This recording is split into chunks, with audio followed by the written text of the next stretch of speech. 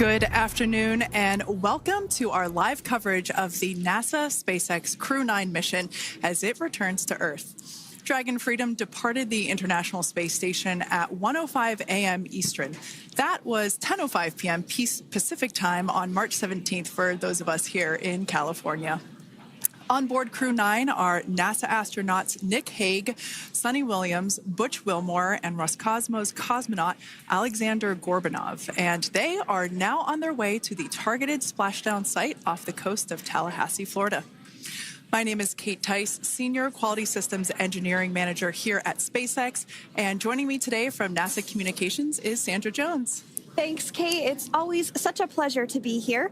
Upon departing the International Space Station, Dragon underwent a sequence of departure burns. The crew then had a rest period and has since kicked off preparations for re-entry, including getting into their spacesuits and successfully performing a leak check. The next phase of the mission is when things will really start to amp up. Dragon has a series of steps to complete before returning Crew 9 home. That's right. First, Dragon will maneuver to the correct attitude and jettison its trunk, which is the cylindrical, unpressurized lower part of the spacecraft. The trunk is currently connected to the aft or bottom section of Dragon, where the heat shield is located. But in order to expose that heat shield and get the vehicle ready for atmospheric reentry, we're going to jettison that trunk. From there, the spacecraft will use its forward thrusters to perform a deorbit burn, which will put Dragon on a trajectory to return to Earth. This burn will last about 7.5 minutes once it starts. The deorbit burn uses Draco thrusters on Dragon, primarily the four located on the forward bulkhead, and is executed at the apogee, or the highest point of Earth's current orbit around the Earth. This deorbit burn will alter Dragon's path to ultimately line it up to re-enter Earth's atmosphere and splash down off the coast of Florida. Splashdown today is planned for 2:57 p.m. Pacific or 5:57 p.m. Eastern. The Crew 9 mission began a little differently than usual, since Butch Wilmore and Suni Williams were already aboard the space station when Nick Hague and Alexander Gorbanov arrived in the Crew 9 spacecraft in September. Having arrived as the crew flight test crew for Starliner, Wilmore and Williams were fully incorporated into the space station's Expedition 72 team and began research and other work aboard the station along with the other crew members. Additionally, Williams commanded the orbiting laboratory for much of the expedition. And after a successful liftoff and separation from Falcon 9, Nick and Alexander made a short flight on board Dragon to the International Space Station in September. Both veterans of long-duration station missions, both Williams and Wilmore conducted spacewalks during their 9 months in space. Having had the capacity to leave the station at any point, had there been some type of emergency, the crew members began packing for their voyage home about a week ago and worked through tasks and shared lessons learned with the newly arrived Crew 10 team, who arrived just a few days ago. For return operations such as this, NASA and SpaceX closely coordinate with the United States Coast Guard to establish a safety zone to ensure public safety and for the safety of those involved in the recovery operations, as well as the crew on board the returning spacecraft. Multiple notices are issued to mariners in advance of and during recovery operations, and Coast Guard patrol boats are deployed to discourage boaters from entering the splashdown zones. Now, we do want to stress to the public the need to respect this safety zone. Recovering a spacecraft from the water is a hazardous task, and any other boats interfering increases risk to the astronauts in Dragon, the teams working to recover them from the water, and the safety of those that come too close. So for the safety of the crew and your safety, we recommend you sit back and watch as we'll be bringing you the best possible views of our astronauts' homecoming. And they will be the best views that you can get. So let's take a minute to meet our returning crew. U.S. Space Force Colonel Nick Hague is your Crew 9 commander. He was selected by NASA as an astronaut in 2013. This was his second spaceflight to the International Space Station and third launch overall. He spent 171 days in space with Crew 9 and has a career total of 374 days in space. During his mission, he completed a spacewalk with astronaut Suni Williams. That was his fourth spacewalk, earning him a career total of 25 hours, 56 minutes of spacewalking time. Before Crew 9, Haig previously served as a crew member of Expedition 59 and 60 back in 2019. He flew with Alexei Ovchinin and NASA's Christina Koch. So this is his second time sharing the space station with Ovchinin. The Kansas native is a test pilot of a distinguished graduate of the United States Air Force Academy. Nick spent 5 months in Iraq in support of Operation Iraqi Freedom. He voluntarily transferred from the United States Air Force to U.S. Space Force in 2021 and is an active colonel. His wife, Katie, is a retired U.S. Air Force colonel, and they have 2 sons. NASA astronaut Suni Williams is a mission specialist for Crew 9. This was her 3rd visit to the space station. She originally launched aboard Boeing Starliner spacecraft and arrived at the space station on June 6th.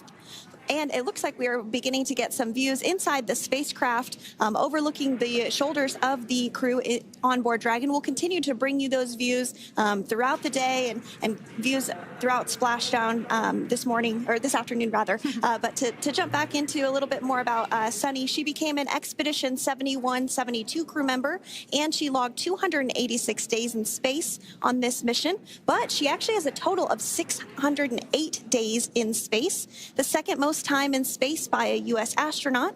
Former NASA astronaut Peggy Whitson ranks first for the U.S. with 675 days in space.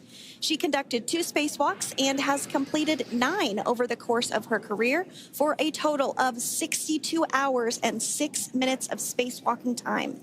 She ranks 4th on the list of cumulative time spacewalking by a female astronaut. And she has flown on 4 different spacecraft types, including the Space Shuttle, Soyuz, Starliner, and now Dragon. Previously, she served on Expedition 14 and 15 in 2006 and 2007, and again with Expedition 32 and 33 in 2012. She's a retired U.S. Navy captain and is a proud graduate of the U.S. Naval Academy. NASA astronaut Butch Wilmore is also serving as a mission specialist today. This is his 3rd spaceflight and, just like Suni, logged 286 days in space. He conducted 1 spacewalk and completed 5 over the course of his career, earning him a total spacewalking time of 21 hours, 2 minutes. He's flown on 4 different spacecraft types throughout his career: the Space Shuttle, Soyuz, Starliner, and now Dragon. Previously, the Mount Juliet, Tennessee native served on STS-129 in 2009 and Expedition 41 and 42 from 2014 to 2015.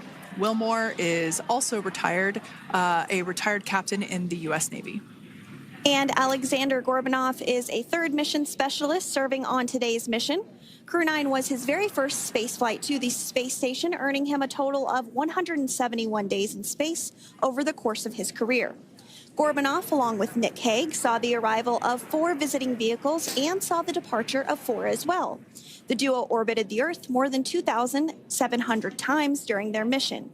Before his cosmonaut selection in 2018, Gorbanov worked as an engineer for a rocket space corporation and helped support cargo spacecraft launches from the Baikonur Cosmodrome in Kazakhstan. To prepare for upcoming events, Dragon is currently doing a couple of things autonomously. First, it's isolating the thermal control system fluid loops from the radiator. This system is what will help keep the internal temperature of Dragon very comfortable for Nick, Suni, Butch, and Alexander during the re-entry phase. Dragon is also initiating separation of the claw mechanism, which will terminate data, power, and fluid connections between the spacecraft and the trunk in preparation for that trunk separation that I mentioned earlier. Now, as we saw before, we are hoping to get more views inside of the Dragon capsule. We will bring those, of course. We want to see more of our 4 crew members.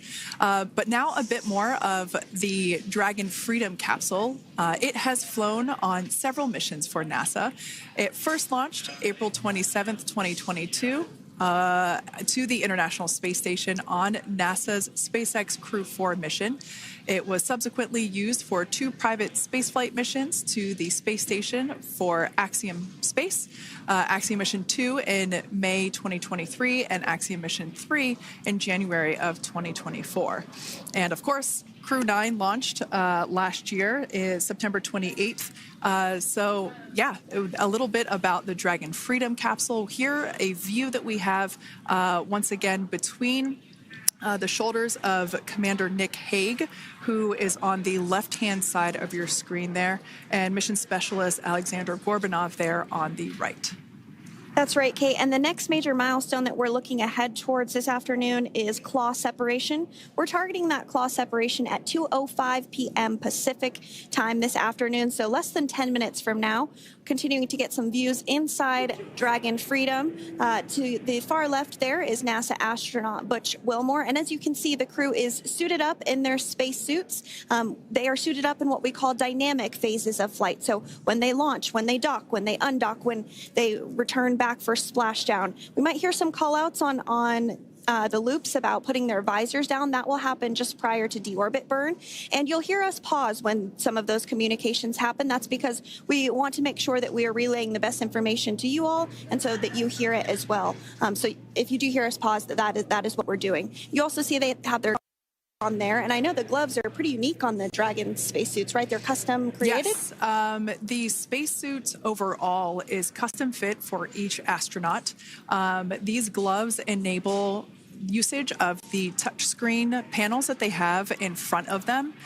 We can't see it from this view, but that view we saw earlier between Alexander Gorbanov and Nick Hague, that is a touchscreen. It allows the crew to monitor everything that Dragon is doing, along with those tablets that they have there on their legs. So yeah, the spacesuit itself is intended to act as a mini spaceship, if you will, as once the visors are closed, it is able to maintain a pressure in the unlikely event of a depressurization event for Dragon. So there we can see those screens I was talking about. So there in the center, we've got the location tracker, as well as on the left-hand side, it's mapping out the operations that Dragon is executing. The crew has to remain well informed of all these things that Dragon is doing autonomously. That basically means that Dragon is flying itself. The crew has the ability to gain control of the capsule if necessary, but the capsule is essentially going to bring itself home.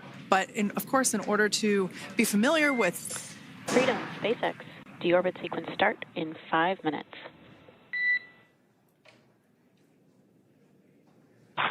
Freedom capsule. And so we did hear that call out for the deorbit sequence start to begin here in 5 minutes. That call from the ground came from the core, or Crew Operations Resource Engineer here in Hawthorne, Mission Control just behind us. And that went up to Commander Nick Hague. He's going to be doing the majority of the communications during the flight downhill today through splashdown, and they'll be communicating with the core all along the way. Now, we did mention that they are flying on Crew Dragon Freedom. The naming of spacecraft has gone all the way back to the very beginning of this human spaceflight program. This is a nod to Alan Shepard naming his spacecraft Freedom 7 during the Mercury program. And so the crew that first flew up on Freedom a few years ago had the opportunity to name this Dragon, and they named it Freedom. That was Crew 4 that was the first flyers on this spacecraft. It's also flown for Axiom Mission 2 and 3, and then, of course, today for Crew 9 as well. Yeah, actually, fun fact about this particular capsule, of those 4 missions that Sandra just mentioned, we have seen daytime splashdowns for 2 of those. Today will mark the third daytime splashdown. So there's something lucky about this particular capsule that gets daytime splashdowns. Nighttime is great because we can see even more clearly the capsule streaking through, but I personally love the daylight views because we really get even better views of the recovery team operations during that phase of the mission. Yes, absolutely. And if you follow along with our missions, you'll know that sometimes weather is a watch item when it comes to undocking and splashdown. We do splashdown in the water, so we want to ensure that parameters like wave heights and wind speeds and precipitation, lightning, all of that is looking good for the crew and the safety of those recovery personnel. And today the weather is just pristine. We got off of space station on the very first attempt. So I'm joking around and saying that it was because it was St. Patrick's Day and we got really lucky with the weather.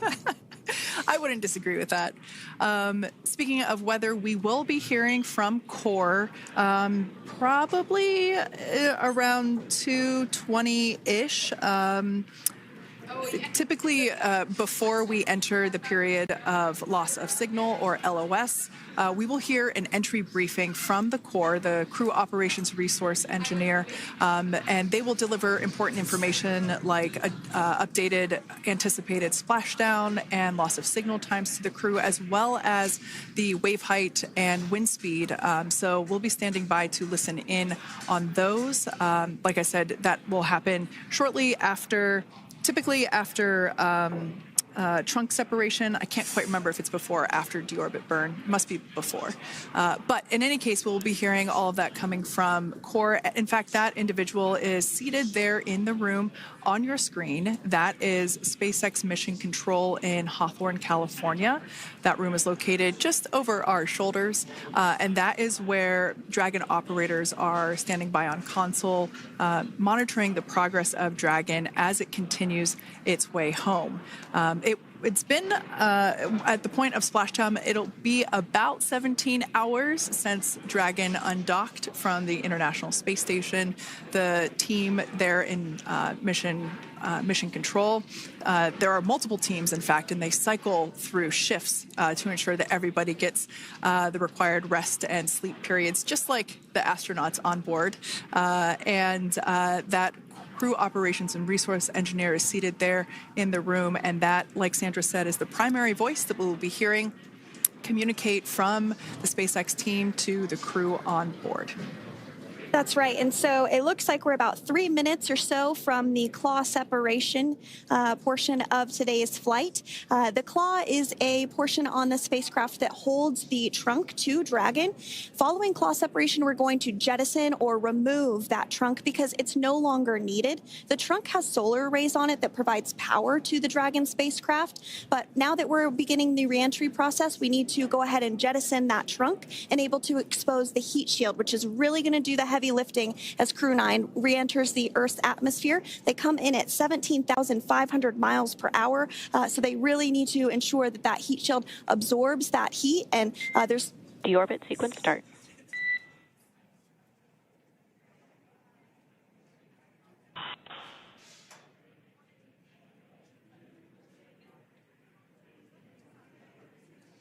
And so we did just get communications there that the deorbit sequence start has begun. So here in just a couple minutes from now, we expect to hear information or a call back about the claw separation having begun. And again, that kicks off that trunk separation portion that I was discussing to remove that, expose the heat shield, and then eventually we'll have the deorbit burn. And we'll continue to walk you through all of these milestones as we approach them ahead of our splashdown at 2:57 p.m. Pacific time this afternoon, off the coast of Tallahassee, Florida. Yeah, we're very excited to bring the Crew 9 crew home.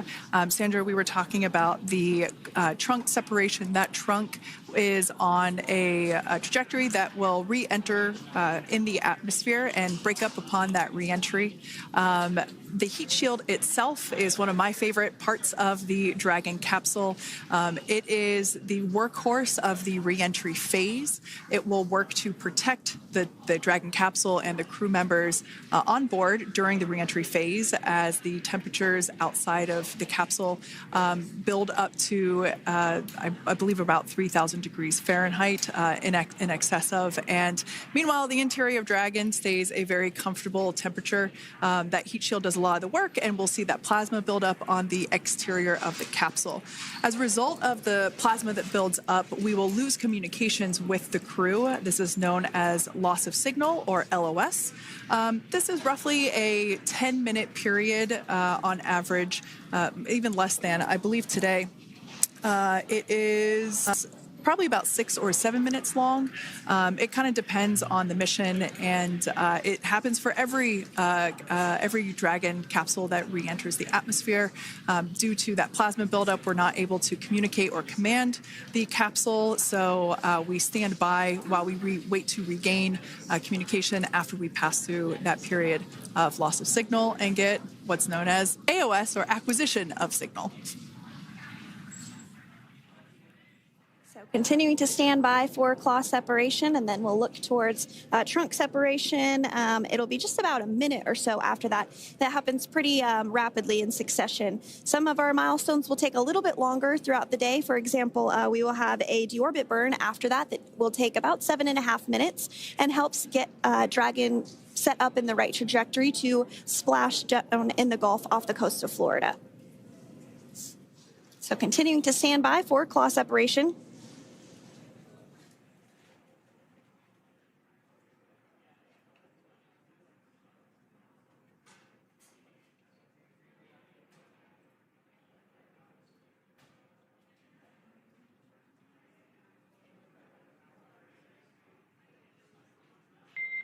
Nominal trunk jettison.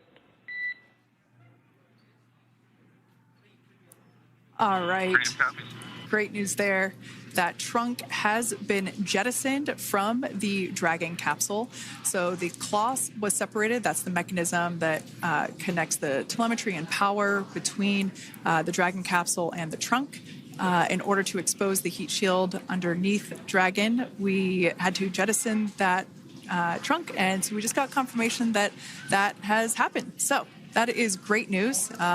Basically means that telemetry is looking good, and that the nitrox system is primed for cabin and suit cooling, and the heat shield, like I said, is now exposed and ready for atmospheric reentry. The trunk served its purpose by gathering energy from the sun through its solar cells and converting that to battery power. Since we separated the trunk, we can't generate any more new power, but we really don't need to since we're coming home and Dragon has enough battery power already stored. Now, up next, the final steps that Dragon will perform prior to reentry: the slew, or the maneuver to deorbit burn attitude, and then the deorbit burn itself. This deorbit burn is the last time that the forward Dracos, which are the 4 thrusters located on top of the spacecraft under the nose cone, it's the last time that they will ignite. The deorbit burn will place Dragon on a precise trajectory to return to the splashdown zone off the coast of Florida, off the coast of Tallahassee, Florida, and that will last about 7.5 minutes once it starts. And so deorbit burn is targeted for 2:11 p.m. Central Time, so about 2 minutes from now. As we mentioned, it's going to last about 7.5 minutes, again, helping to get Dragon into the precise trajectory to ensure that splashdown occurs in the area that was calculated and where the recovery team is already in place, ready to support splashdown operations today. The recovery vessel Megan is the ship that is going to be utilized today, and we also have what is called fast boats that go out first to check the spacecraft and make sure everything is looking good before the recovery vessel Megan approaches. So that whole recovery process takes about an hour, I would say, from the time the crew splashes down to the time they're on the boat and the crew gets out of the capsule. And we'll continue to bring you live coverage through every step of the way today as Crew 9 returns home. Indeed. Now, let's take a little bit of a closer look at Dragon. One of the great things about being close to the space station is that we can use space station cameras to look at Dragon. But now that Dragon is on its way home, we don't have those external cameras. So here's an animation of what the capsule looks like. We've got the pressurized section, the capsule on the top, and the trunk, or the unpressurized section, on the bottom. That's where those solar panels that we manufacture in-house are located, soaking up the energy from the sun and turning it into power for the capsule. At the very top of the capsule is the nose cone. That is where the Dracos, the forward Dracos, are located. That nose cone is currently open, not closed like we saw in that animation.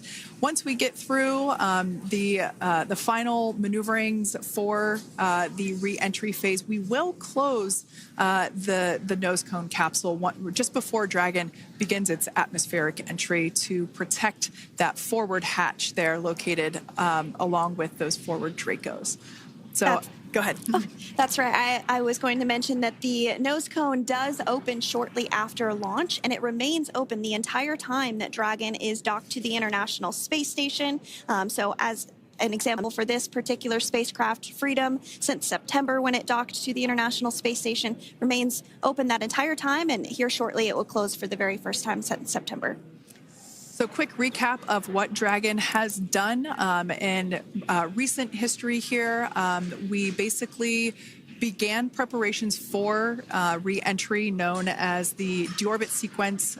So Dragon released the trunk. As we said before, we separated the claw, we released the trunk.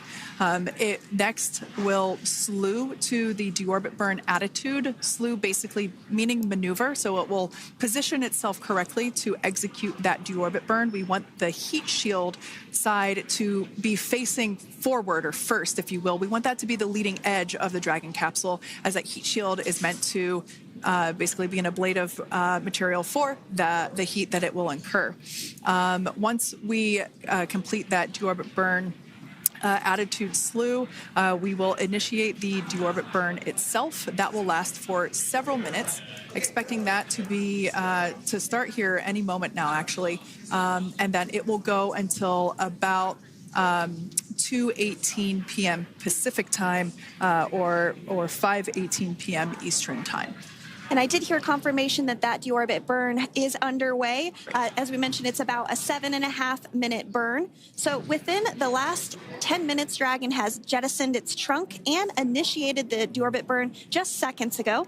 As mentioned earlier, for those operations, NASA and SpaceX closely coordinate with the United States Coast Guard to establish a safety zone to ensure public safety and for the safety of those involved in the recovery operations, as well as the crew on board the returning spacecraft.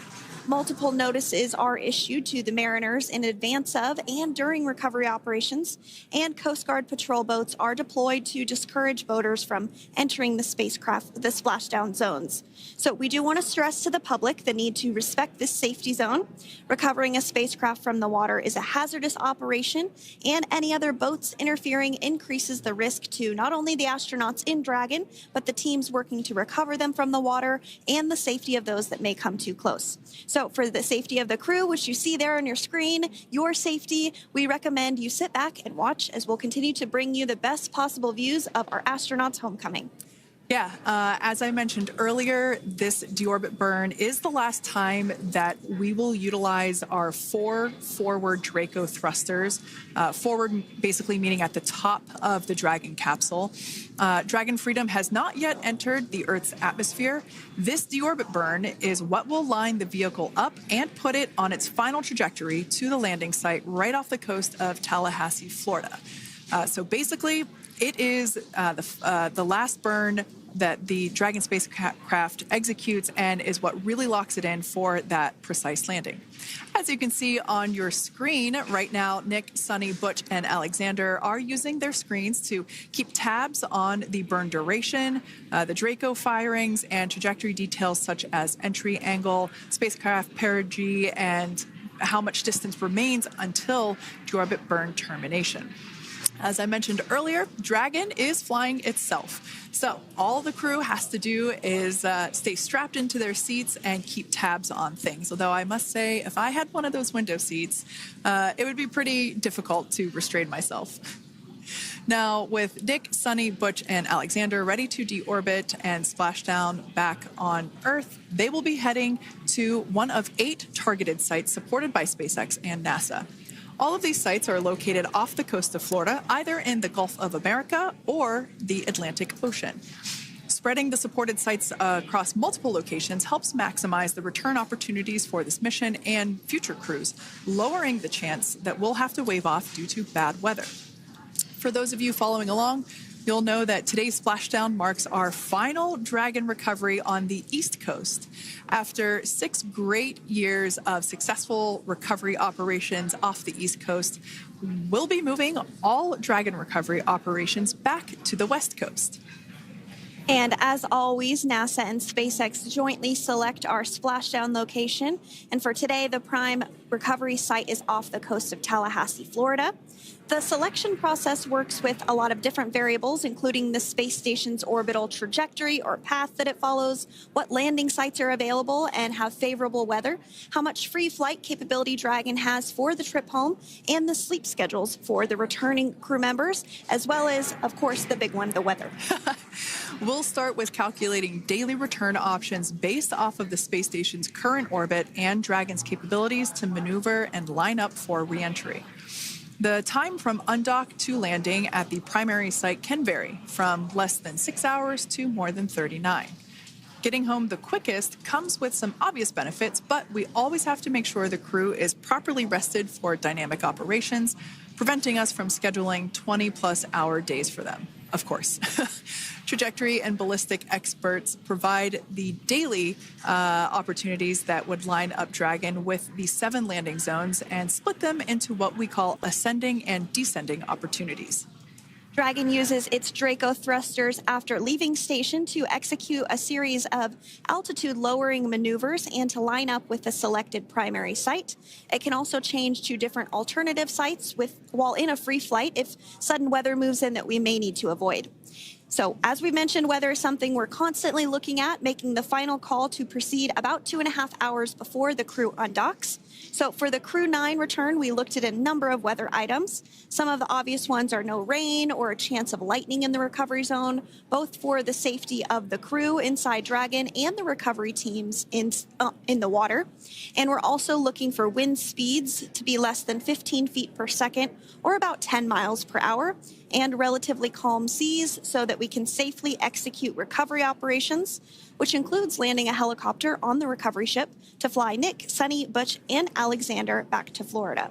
Once Dragon began flying today, we had a number of additional checkpoints to either proceed towards the primary site, head to the alternate, or select a new zone based on real-time weather data.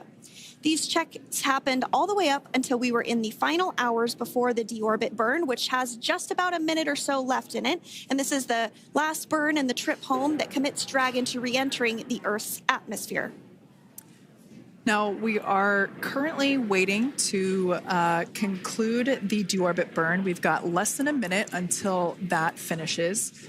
We will expect to hear a call out for nominal burn, which will confirm completion of that deorbit burn for Dragon Freedom. We can see images there from the touchscreen display panels that the crew utilizes in flight. We can see the visualization of exactly which one of the 4 forward Draco thrusters are firing. That's why you have kind of like a strobe effect there.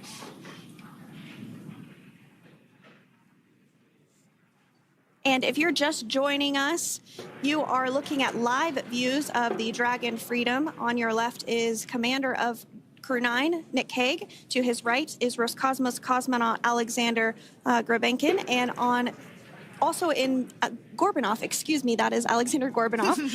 And then also in the capsule today is NASA astronauts Suni Williams and Butch Wilmore. We are awaiting confirmation that their deorbit burn is complete, which is the last burn that's going to help set them up on a trajectory to splash down off the coast of Florida. Deorbit burn complete. Performance nominal. Nose cone closure initiated. Freedom copies. All right, excellent news there. We heard the words we were looking for, nominal burn. So that means that that deorbit burn was successful and nominal, meaning as expected. And we're now beginning to close the nose cone in preparation for atmospheric reentry. So in the background, Dragon is currently inhibiting those forward bulkhead Draco thrusters that we just used to complete the deorbit burn, ensuring it's safe to latch the nose cone shut for re-entry. Also, the vehicle has initiated the nitrox suit purge, which will help keep Nick, Suni, Butch, and Alexander cool and comfortable during re-entry, which is coming up in about 20 minutes from now. At this point, the nose cone is closing and protecting the forward hatch for re-entry, and the crew are using their screens to continue to monitor the locking of the nose cone, which is done by a set of hooks. And as we mentioned earlier, that nose cone has remained open since September, so this is the first time it's closing in a few months. Yeah, that's absolutely right. Now, we will be expecting, as I mentioned before, an entry brief from SpaceX Core. Again, that's the crew operations resource engineer who is seated in that room that you see there on your screen. That entry brief will provide updated times for anticipated splashdown as well as the loss of signal or period of LOS.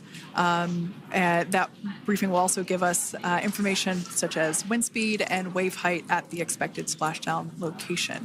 But all in all, everything has been great today. All events have been executed on time as expected, and we are looking forward to a splashdown of the Crew 9 crew at about 5:57 p.m. Eastern Time or 2:57 p.m. Pacific Time.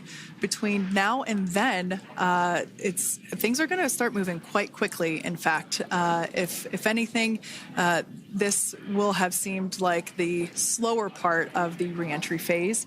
We're going to go through, like I said, that period of loss of signal or LOS. That period is a few minutes long where we are unable to communicate or command the capsule due to the plasma that builds up on the exterior of the capsule. That period, like I said, lasts for a couple minutes. You will start to hear SpaceX Core hail the Crew 9 crew a little bit earlier than expected because we, in the past, have actually regained communications a couple minutes earlier than initially anticipated. So we'll go through that period of loss of signal, that entry period, that specifically when when the Dragon spacecraft is re-entering through the atmosphere. Approximately at about 18,000 feet when the capsule is traveling at 350 miles per hour. We will see our first views of parachutes for the day. That's one of my favorite moments of return sequences is when we get to see the drogue parachutes. We'll see the drogues come out. Those drogues will help slow the vehicle down to about 119 miles per hour. And then that is when the main parachutes will come out from the Dragon spacecraft and then ultimately end in splashdown. And we are hearing confirmation that the nose cone is closed and everything was nominal or as expected with that closure. So as we begin the second half of entry, Dragon is now beginning to inject cooled nitrox into the air being delivered to the spacesuits worn by Nick, Suni, Butch, and Alexander. Again, this is what will allow the crew to remain comfortable while external temperatures reach 3,500 degrees Fahrenheit as they re-enter the Earth's atmosphere. So the heat shield is pointing forward, leading Dragon to the landing site. Yeah. Now, speaking of the heat shield, Dragon's primary heat shield is comprised of PICA 3.0, which stands for Phenolic Impregnated Carbon Ablator. The first-gen PICA was initially developed by NASA for studying and sampling comets within our solar system.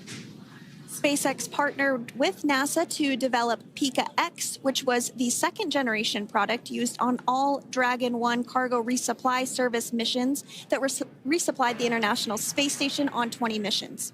PICA 3.0 was developed specifically for use on Dragon 2 crew and cargo with enhanced structural and thermal capabilities that allowed the heat shield to be even more effective in the way that it utilized the ability to make that heat ablevate as it goes through the Earth's atmosphere.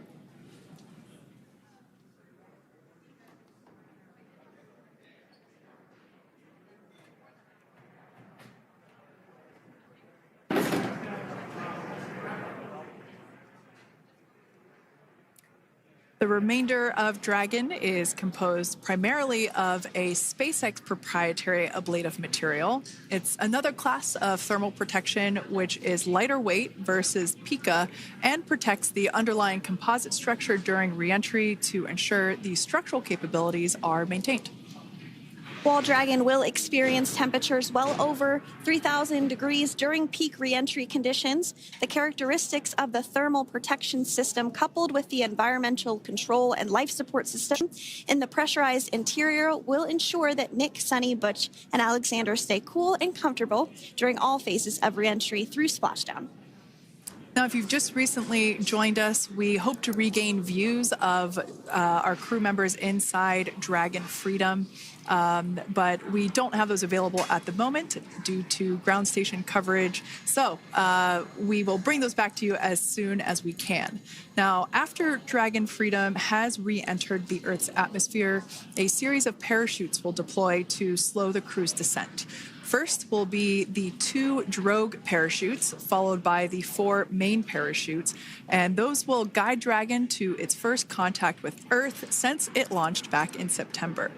Dragon will automatically deploy these parachutes when different pressure and positioning sensors on the spacecraft detect that they're at the right speed and altitude.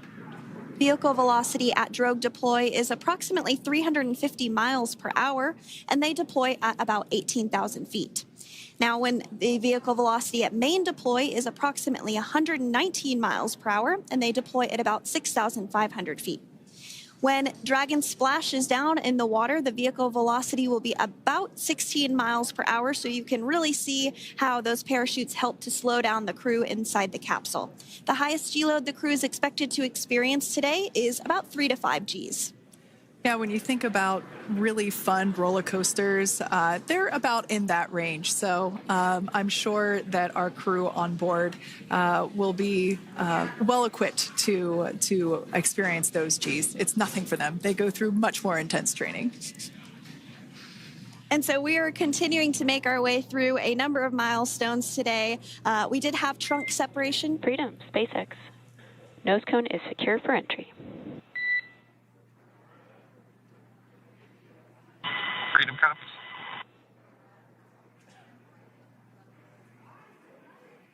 All right, great news there. That tells us that the final physical configuration change for Dragon is complete. We have closed that nose cone. This is the last physical change that Dragon undergoes prior to re-entering the Earth's atmosphere. It's important that that nose cone is completely closed because underneath it is not only where the 4 forward Draco thrusters are located, but it's also because that is where the forward hatch is located. That is the hatch that is utilized for the crew to ingress and egress from the station while it is docked on board. And since our capsules are flight proven and we reuse them on future space flights, we want to make sure that all of the integrity of that hardware remains intact. So that nose cone is successfully closed, and we're going to start moving pretty quickly here. As I mentioned before, we'll go through loss of signal. We'll get that signal back several minutes later, and then we'll see the parachute action.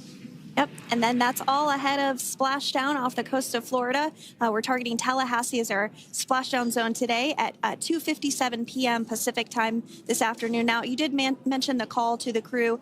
They'll do some additional calculations following that burn and potentially let us know if that splashdown time has changed at all. But right now, we are continuing to target 2:57 p.m.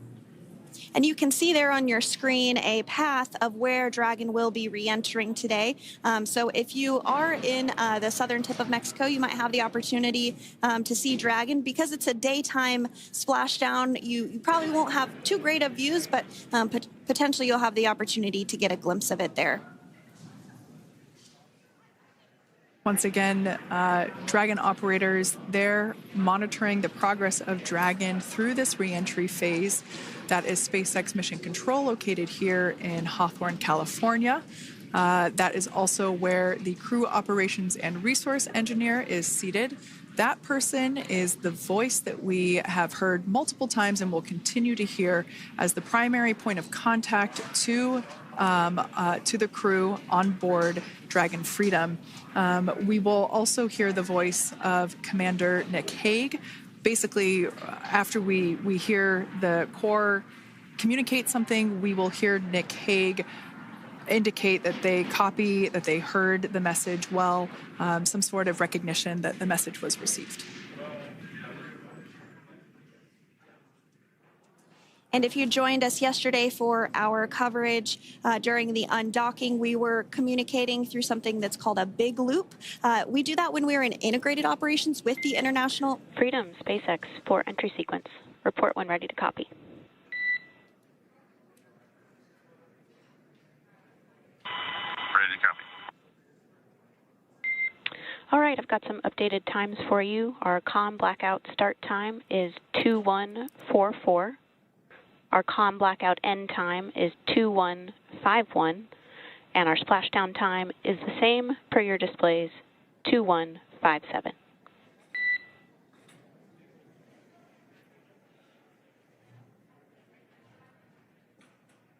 Okay. Understand COM blackout start 2144, stop 2151, splashdown per display. That's a good readback. And with that, please report when tablets are secured behind the elastic bands, restraints are tight, and visors are down. And copy, welcome.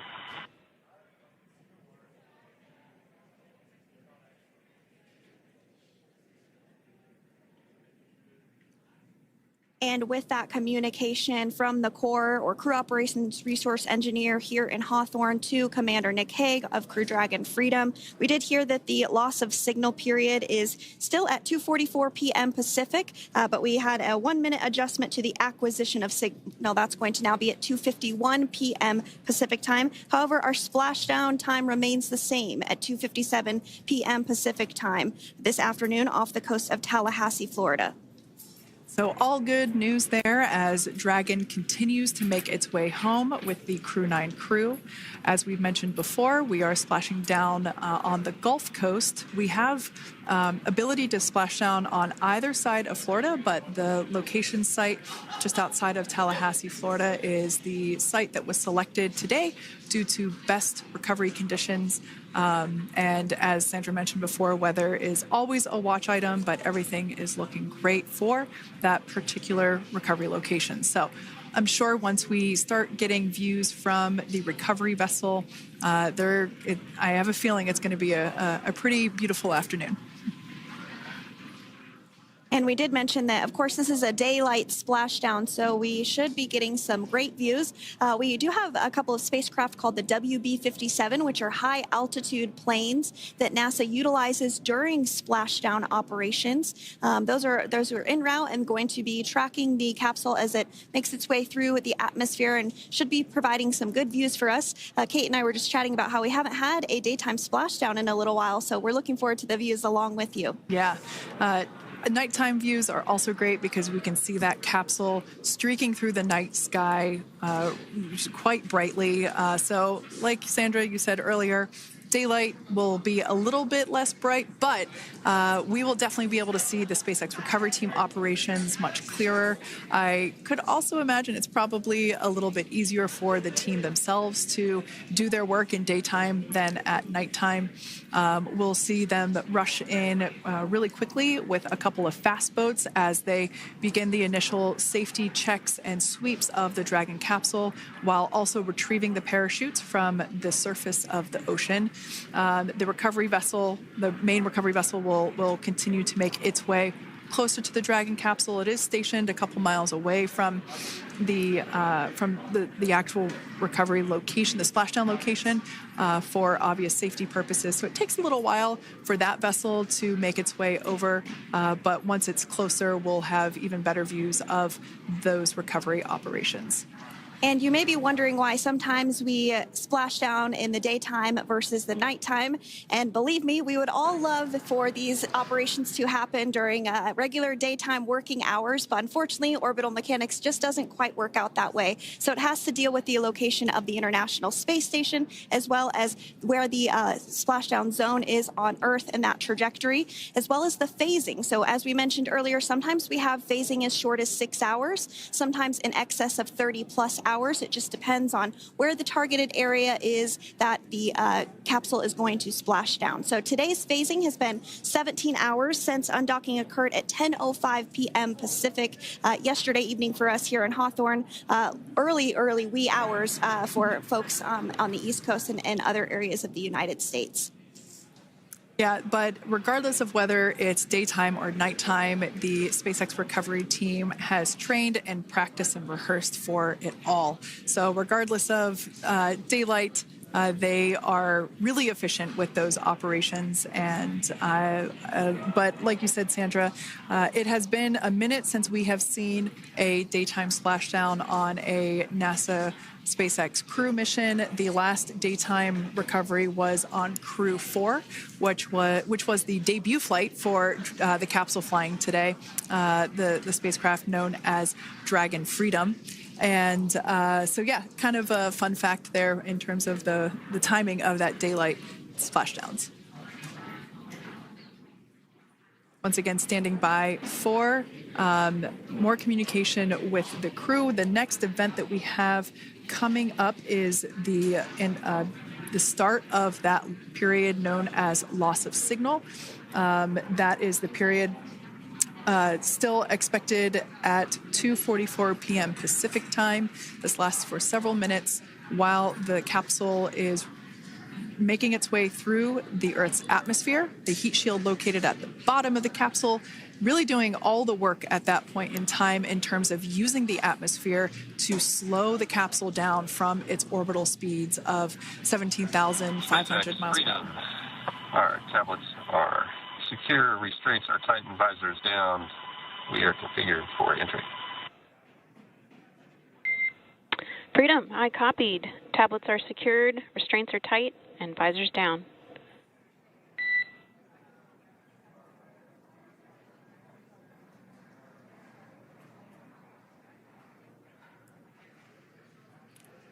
All right, great news there in terms of continuing to make progress. That back and forth communication we heard was just letting Core know that per their instructions, Crew 9 has now put away everything that was necessary in order to begin the re-entry, including those tablets that were located on their legs. Those are now stowed away. They've tightened that safety harness that we see there, and the visors are now down. So with all that being said, let's take a minute to meet our returning crew. U.S. Space Force Colonel Nick Hague is your Crew 9 commander. He was selected by NASA as an astronaut in 2013. This was his second spaceflight to the International Space Station and third launch overall. He spent 171 days in space with Crew 9 and has a career total of 374 days in space. During his mission, he completed a spacewalk with astronaut Suni Williams. That was his fourth spacewalk, earning him a career total of 25 hours, 56 minutes of spacewalking time. Before Crew 9, Hague previously served as a crew member of Expedition 59 and 60 back in 2019. He flew with Alexei Ovchinin and NASA's Christina Cook. So this is his second time sharing the space station with Ovchinin. The Kansas native is a test pilot and distinguished graduate of the United States Air Force Academy. Nick spent 5 months in Iraq in support of Operation Iraqi Freedom. He voluntarily transferred from the United States Air Force to U.S. Space Force in 2021 and is an active colonel. His wife, Katie, is a retired U.S. Air Force colonel, and they have 2 sons. NASA astronaut Suni Williams is a mission specialist for Crew 9. This was her third visit to the International Space Station. She originally launched aboard Boeing's Starliner spacecraft and arrived at the space station on June 6th. Following the agency's decision to return Starliner uncrewed, she became an Expedition 71 and 72 crew member, where she logged 286 days in space on this mission. But Suni has a total of 608 days in space, the second most time in space by a U.S. astronaut. 5 minutes until predicted comm blackout. We'll see you on the other side at 21:51.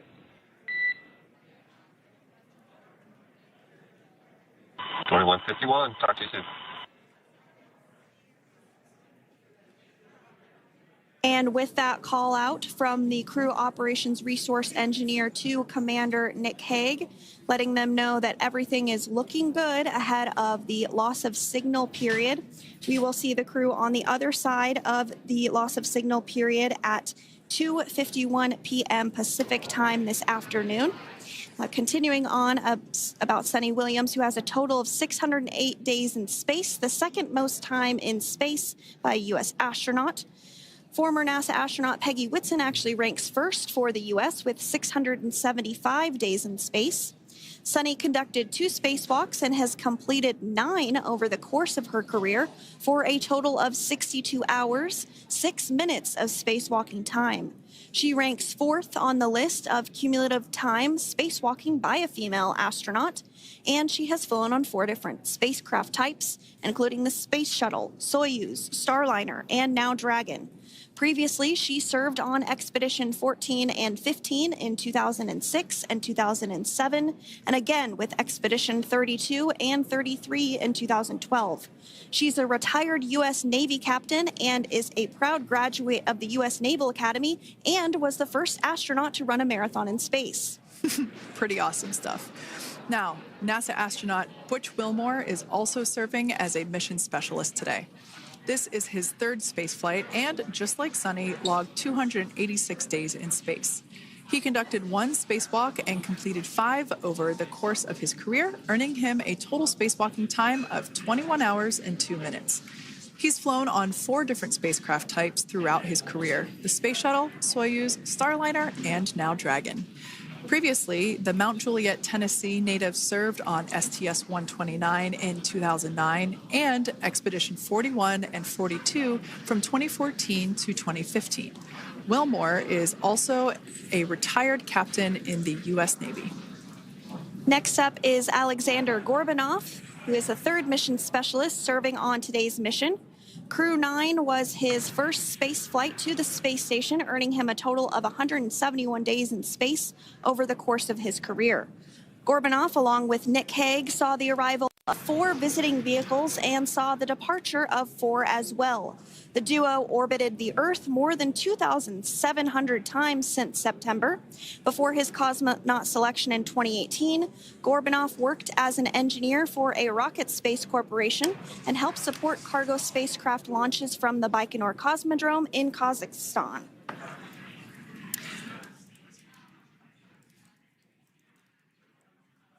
So if you are just joining us, we are continuing to bring you live coverage of Crew 9's return to Earth following their mission aboard the International Space Station, where they completed science and research investigations.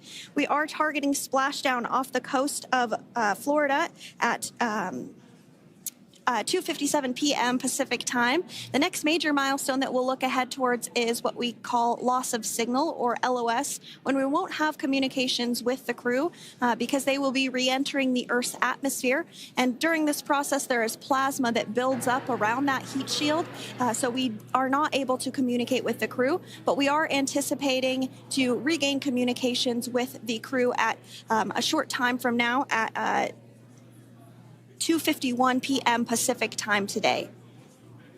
As we said before, everything continues to look good for the return of the Crew 9 team. We are about to go into that period of loss of signal. Once we get views of the crew inside the capsule, once again, we will be sure to bring those to you. But that period of time is when plasma is building up on the exterior of the capsule, generating heat in excess of 3,500 degrees Fahrenheit. So we are unable to communicate or command the spacecraft at that time. And that includes, unfortunately, video feeds as well. So as soon as we get the views back inside Dragon, we will bring those to you. But until then, we are going to stand by and continue to monitor the progress of Dragon. Like Sandra just said, we are anticipating the blackout period to begin at 2:51 p.m. Pacific time, 5:51 p.m. Eastern time. This will last for several minutes. It's not super exact, even though we are predicting acquisition of signal, or AOS, to come back at 5:51 p.m. Eastern time. In the past, we have regained communication sometimes a little bit earlier than that, so we'll probably start to hear Core begin to hail Crew Dragon a minute or two prior to that anticipated acquisition of signal. But right now, Nick, Suni, Butch, and Alexander are seated in their seats inside Dragon Freedom. Their visors are down, and they have put away or stored the tablets they had located on their upper leg to monitor Dragon's progress. Now they will be utilizing the touchscreen displays where the current operation and future operations will be displayed as they are able to monitor Dragon's progress continually. As I said before, Dragon is autonomous, meaning it is flying itself. So the crew stands by and monitors, and those touchscreen displays are what will be allowing them to do so and prepare for events such as parachute deploy.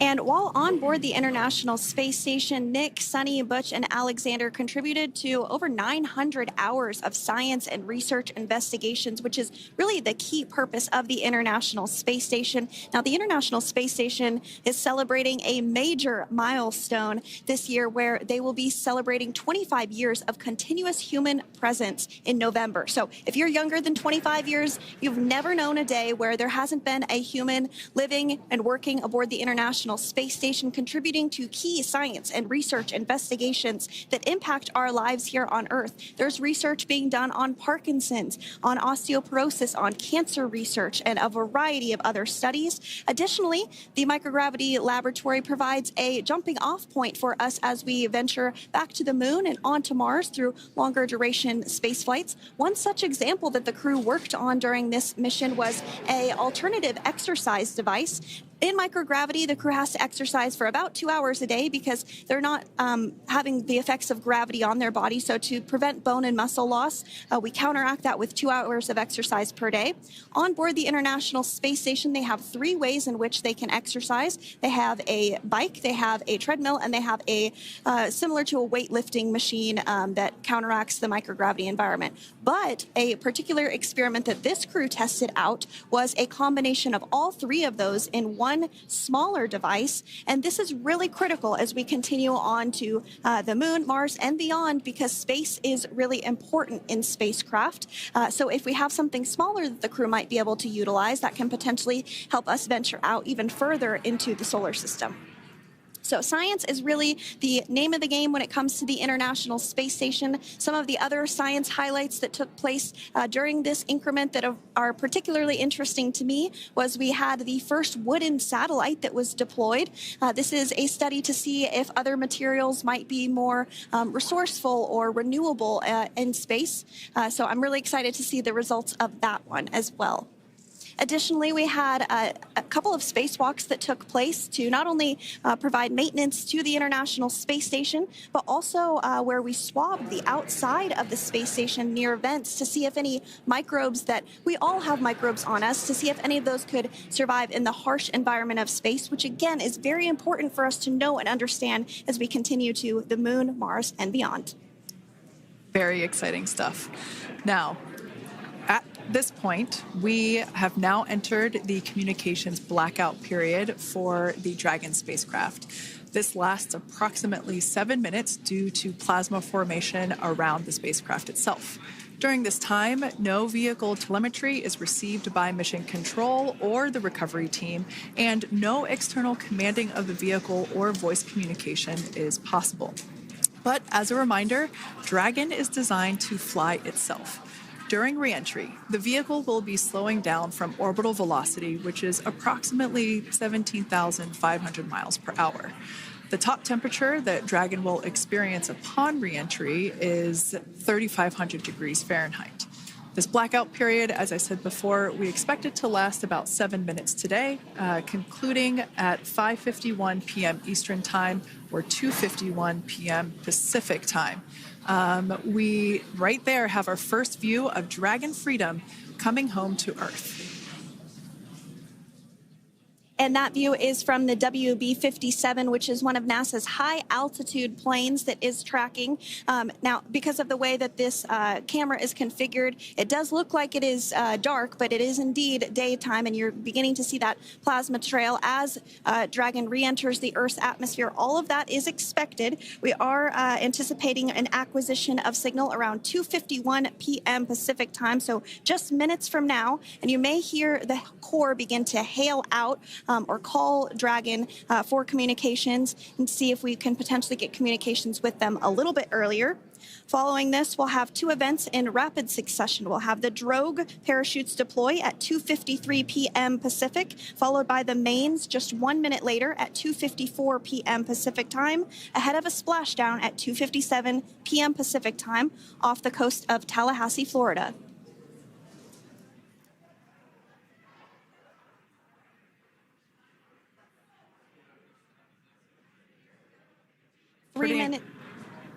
Pretty incredible views of the Dragon spacecraft making its way home back to planet Earth with the Crew 9 astronauts on board. Once again, this view is coming from the WB-57 plane. That heat shield we can see doing magnificent work as it works to Freedom, SpaceX, Comcheck.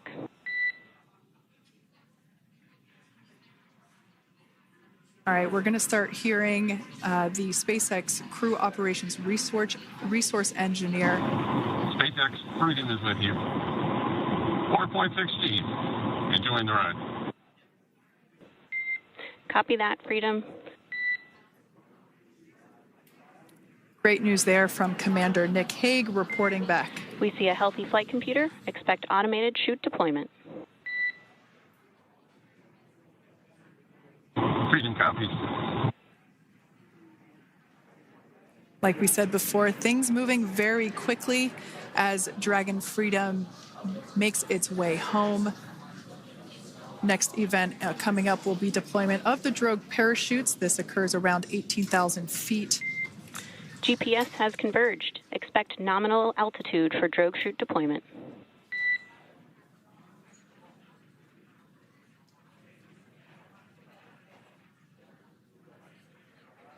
We're about 2 minutes away from deployment of those drogue parachutes.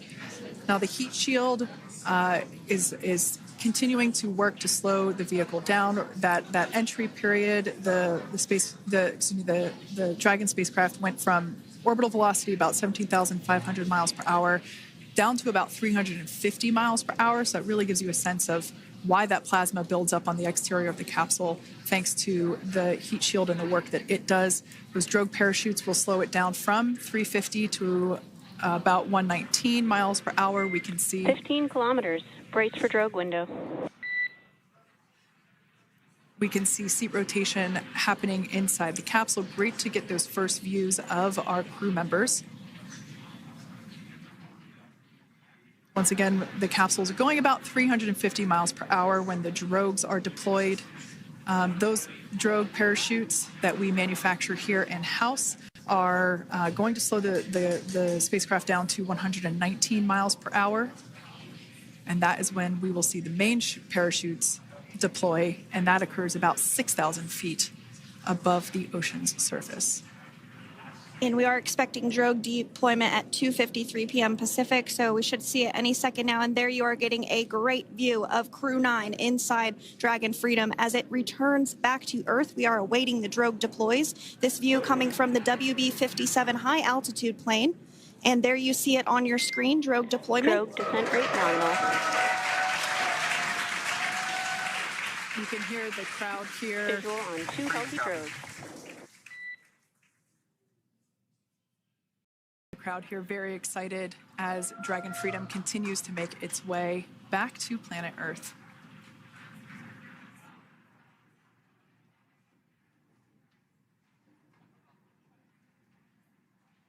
Next up, we'll stand by for the main deployment of the parachutes.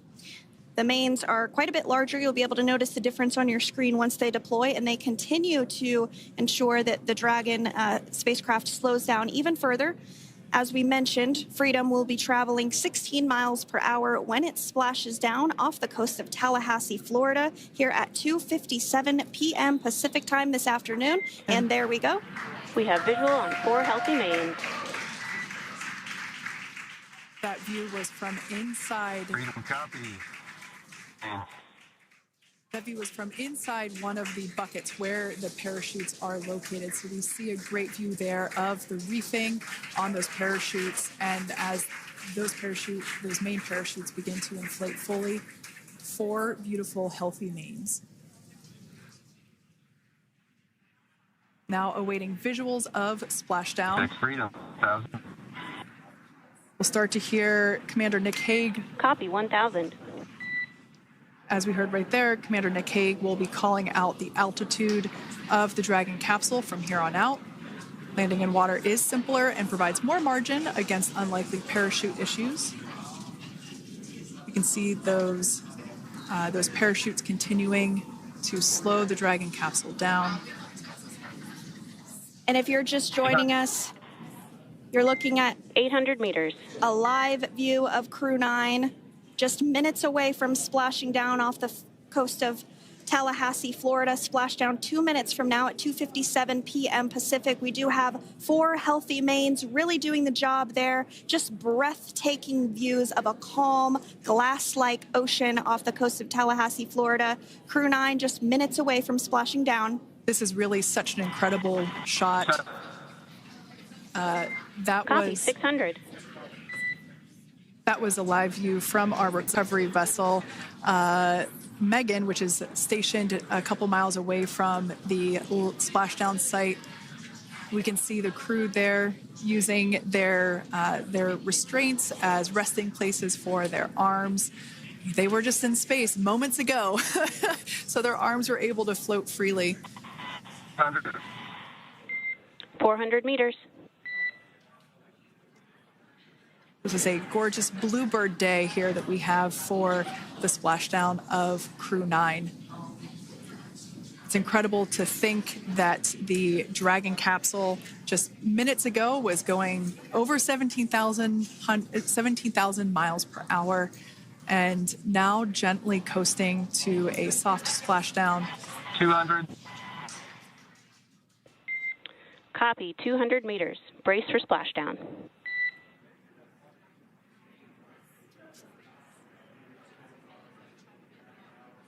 As you can see there on your screen, continuing to monitor progress of the Dragon spacecraft. And we're going to stand by for splashdown located in the Gulf of America off the coast of Tallahassee, Florida.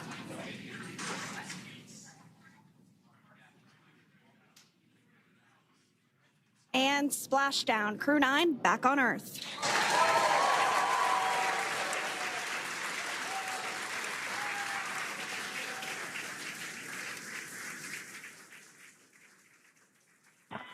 And SpaceX Freedom, splashdown. Good main release. Copy, splashdown. We see main chutes cut. Nick, Alex, Butch, Suni, on behalf of SpaceX, welcome home.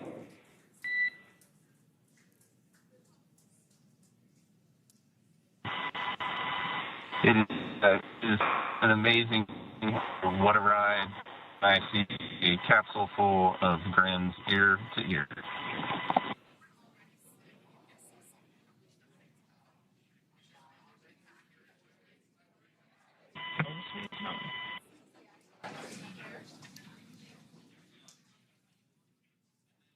And as you can see on your screen, we have visual confirmation of splashdown. Dragon Freedom has returned home and NASA astronauts. System safety verifications are in progress. We'll report back when recovery personnel are en route.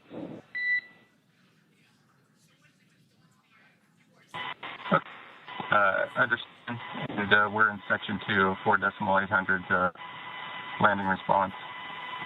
And looking for your word on if it is necessary.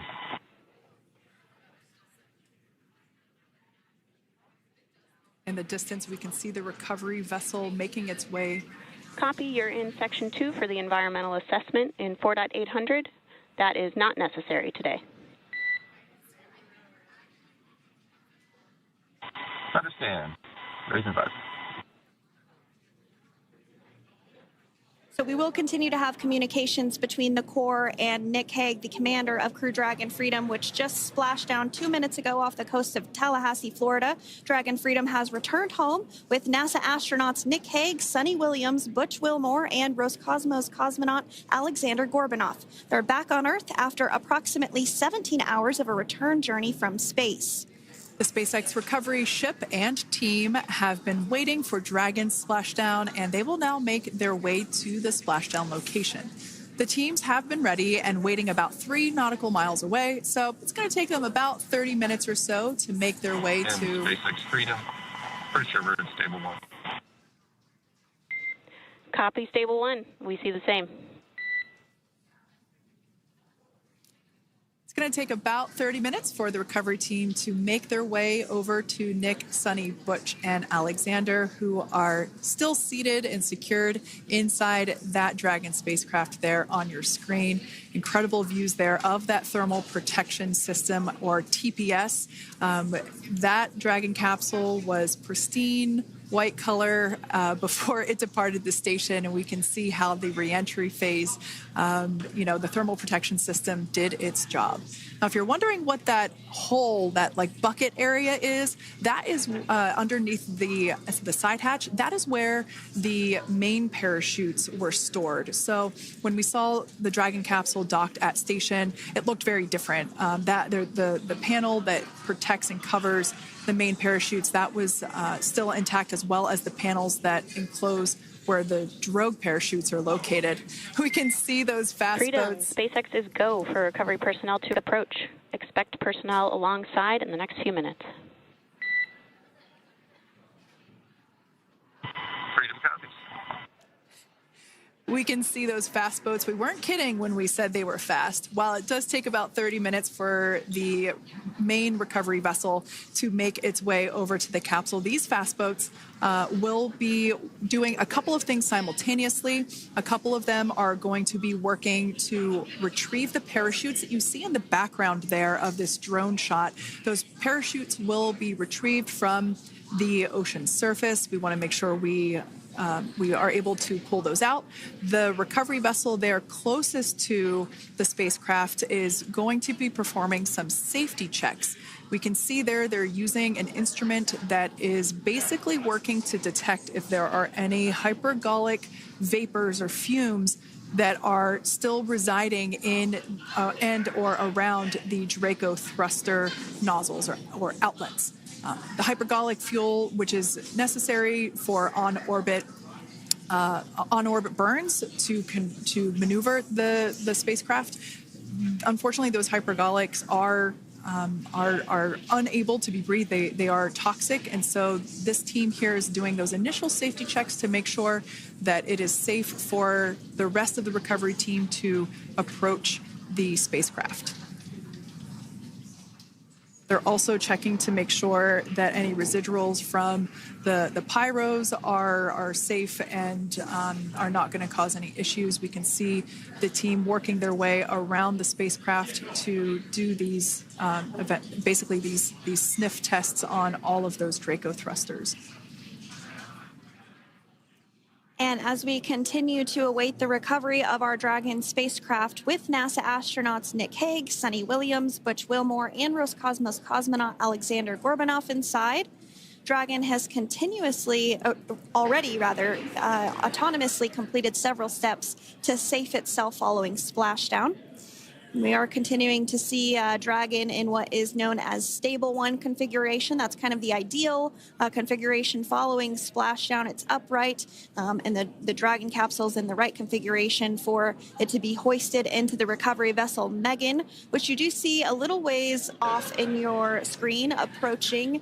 Dragon will continue to remain live on air with you through that recovery process, all the way through the point where the crew is extracted from the Dragon spacecraft. Now, if you are just joining us, the mission has gone smoothly so far. Dragon successfully splashed down off the coast of Tallahassee, Florida at 2:57 p.m. Pacific, 5:57 p.m. Eastern Time this afternoon. Approximately 17 hours prior to splashdown, Dragon autonomously undocked from the International Space Station, completed a series of departure burns, jettisoned its trunk section, and performed its final burn, the deorbit burn. This placed the Dragon spacecraft on a trajectory toward Tallahassee, Florida. Dragon successfully re-entered the Earth's atmosphere, followed by deployment of its parachutes to slow the spacecraft down to a gentle splashdown. We're now going to follow the Freedom. Hypergol sweeps and unfired ordnance checks are nominal. Rigging is in progress. Approximately 25 minutes until capsule lift. Stand by for PMC with SpaceX flight surgeon. Copy. And so what we did just hear there was communications that those hypergol checks were complete. They didn't find any of that upon those checks, so we'll continue to move through the timeline. Next up is a process called rigging, which you see happening right now on your screen. This is when a SpaceX recovery personnel actually works to climb aboard the capsule and work through procedures ahead of lifting onto the nest of the recovery vessel Megan. We heard it's going to be about 25 minutes or so until that lift actually takes place.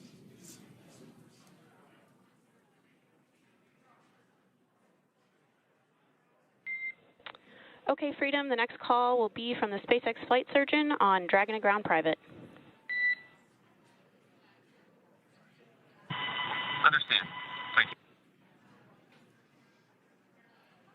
callouts there indicating that the crew will have the opportunity to do a quick check-in with the SpaceX flight surgeon. This is standard procedure for every Dragon spacecraft when it returns to Earth. It's just an initial check-in, make sure everybody is doing okay. They will also have another check-in with the flight surgeon once they are on board that recovery vessel that you see there in the background.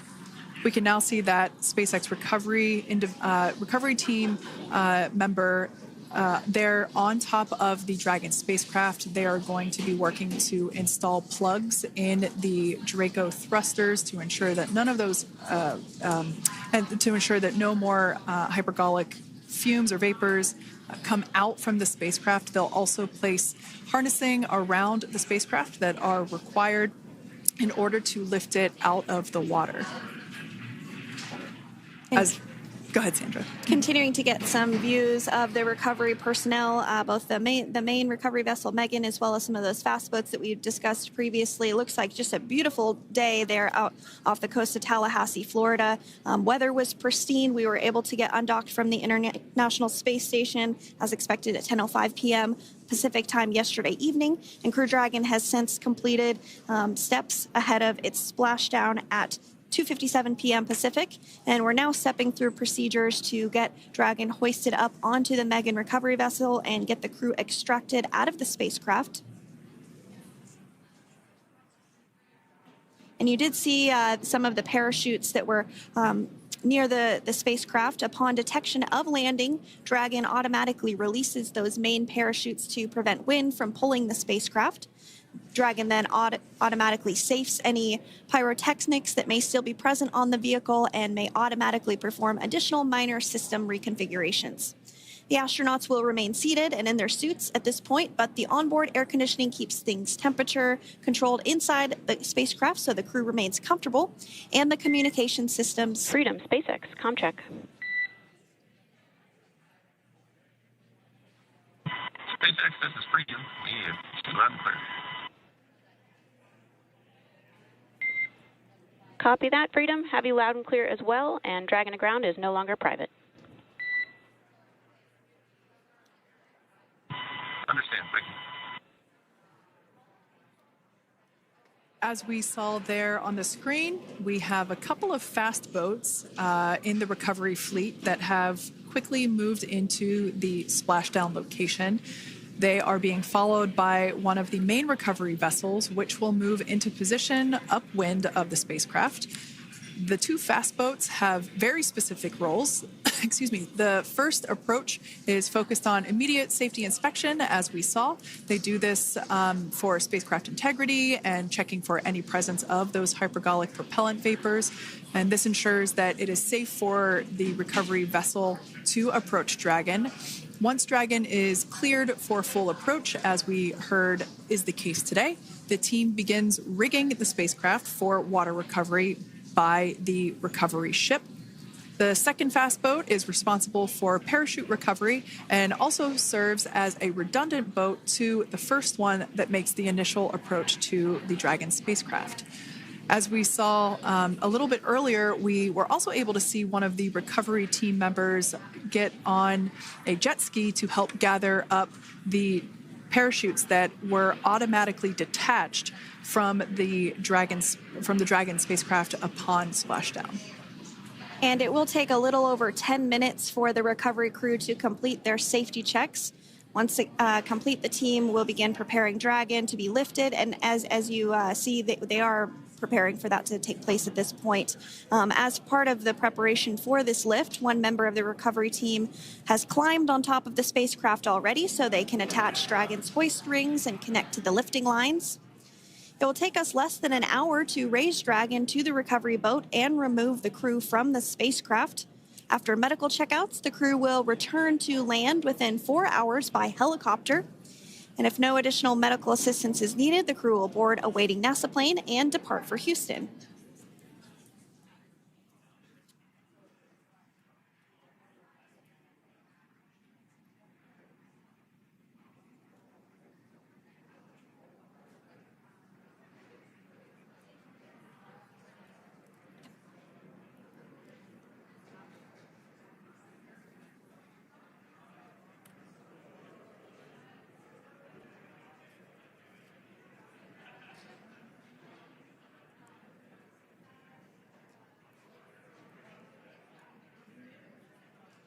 And as we continue to await Dragon to be hoisted up onto the ship, we have a very special treat.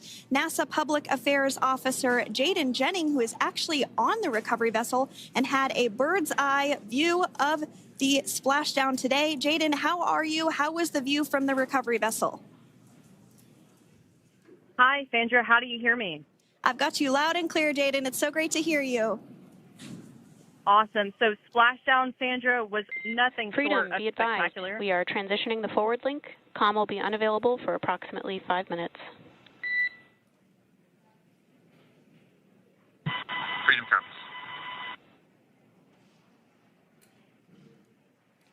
Thanks so much, Jaden. We did just have some communications letting us know that we'll have about a 5-minute period where we won't be able to hear from the crew. So please go ahead, tell us, how was the view from the recovery vessel?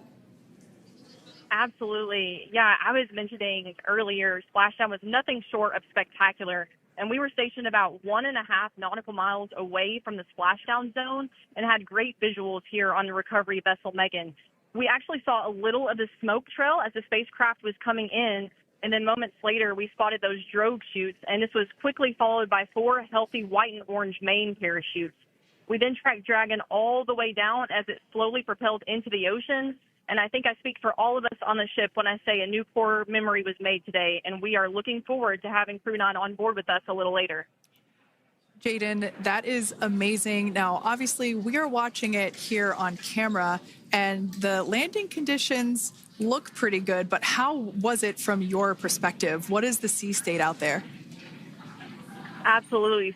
Absolutely. So we've had optimal conditions for splashdown, and today it is sunny and 63 degrees outside right now with clear skies, light winds, and calm seas.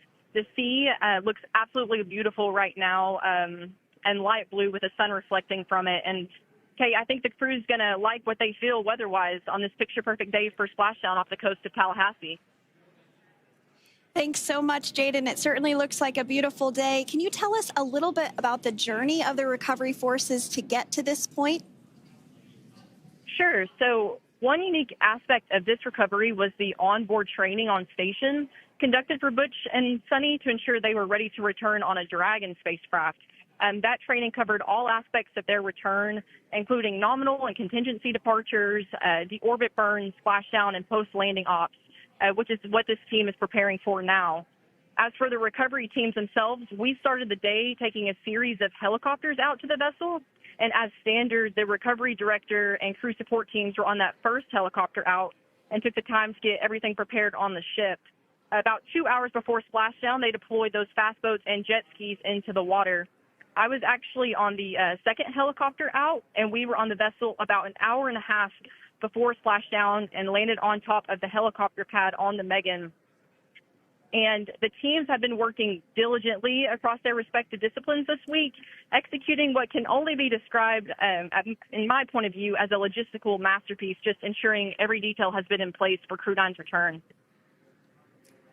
That is such great news. I'm so glad that you're able there to experience it in person. Now, can you tell us a little bit about what's next to retrieve the crew for the recovery personnel on board?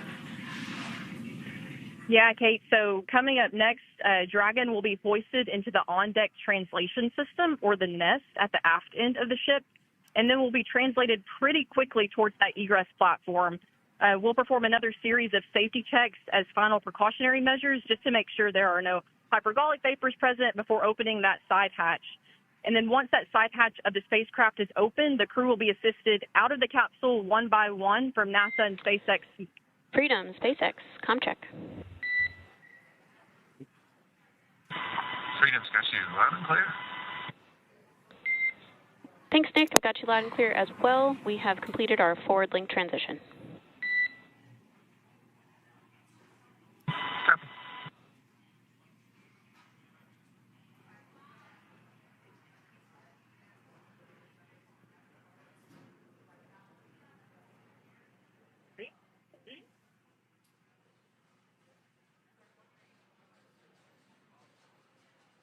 And Jaden, if you did just want to go ahead and let us know what is next to retrieve the crew, we are continuing to get some great views on our screen, but I know you have an even better view yourself. Oh, yeah, Sandra, this view is absolutely unbeatable. So just to kind of finish off what I was saying is once that side hatch of the spacecraft is open, that crew will be assisted out of the capsule one by one from NASA and SpaceX medical personnel, where they will then head to the med bay. And after those medical checks, they will get on that first helicopter out and arrive at the airport, where they will then board a NASA plane and then head back to Houston, Texas at the Johnson Space Center to begin their post-flight period. And we're eager to see the Crew 9 astronauts back on Earth, and we'll keep you updated on every moment of this process. With that, I'll toss it back over to you guys at Hawthorne. Thank you so much. That was Jaden Jennings, NASA Public Affairs Officer, who watched Freedom splash down firsthand from the recovery vessel Megan. Thanks so much, Jaden. So we are continuing to get these great views on our screen here of Freedom. As we mentioned, it splashed down at 2:57 p.m.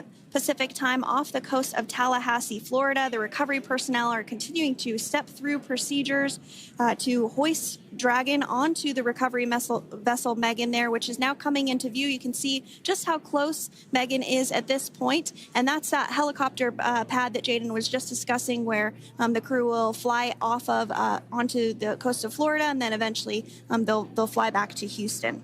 Just underneath that helicopter pad is that translation deck where we will see the nest once it is loaded up with the Dragon spacecraft on board. The nest will be translated to the forward end of the recovery vessel, and that is where our Crew 9 team members will egress from the Dragon spacecraft. Now, here on your screen, we can see dolphins, actually, who want to come and play with Dragon. Now, one of the fast boats there in place, working to assist the recovery team member. It's incredible. I just love these views. We really see them even better in daytime, but just seeing the recovery team work in tandem to step through each step, to step through each operation. Obviously they're getting quick assists from the honorary part of the recovery team, those dolphins in the water there. Now, the recovery team member that is crawling around the Dragon spacecraft. Earlier, we saw a view where it was like a spider monkey pose. We can see that individual now standing in the bucket where the main parachutes were stored while Dragon was on orbit. Obviously, those main parachutes were utilized for splashdown today. They were deployed and cut from the Dragon capsule, and one of the fast boats one of the other fast boats of the recovery team working to pull those out of the water. Now, the recovery team member that is there working on top of the Dragon capsule, earlier we saw that person performing safety checks. Now we can see some harnessing being placed around the capsule. This harnessing is what will be used to lift the Dragon capsule out of the water and onto the recovery vessel. Wow, we got a cute little pod of dolphins. It wasn't just one or two. I mean, that water just looks beautiful. We had ideal splashdown parameters today. Obviously, wave height, ne'er a concern. The weather is beautiful, as Jaden mentioned, in the 60s, sunny. Looking forward to seeing Crew 9 exit the capsule here shortly once they get hoisted onto the recovery vessel Megan. We can see that recovery vessel slowly but surely closing the distance there between... Oh, Dolphin Cam back again. We can see that the Dragon capsule and the recovery vessel, that distance is closing. Again, this is just one more step as we continue to work recovery operations for Dragon Freedom, and we anticipate the lift of the Dragon capsule to occur here in just a few minutes. Now, once all of the rigging is on the capsule and it's hooked up to the recovery vessel, we will see the hydraulic arm, which is that kind of like bridge-like structure there at the aft end of the recovery vessel. We'll see that articulate backwards, and that's a good sign that we're getting even closer to pulling the capsule out of the water. It will then move forward, and the capsule will be placed inside of what you can see there is basically a basket. We call it the nest, Dragon nest, where that's where the capsule will be placed in order for it to be translated to the forward end of the vessel and for the astronauts to egress. And before that does take place, we'll have potentially views of the rigger go ahead and jump off of the spacecraft there. That typically occurs when the spacecraft is a little bit closer to the recovery vessel, and we usually get a really good view of that particular operation from one of the onboard cameras from the recovery vessel. That is an operation that I have a lot of respect and admiration for, that individual that does that.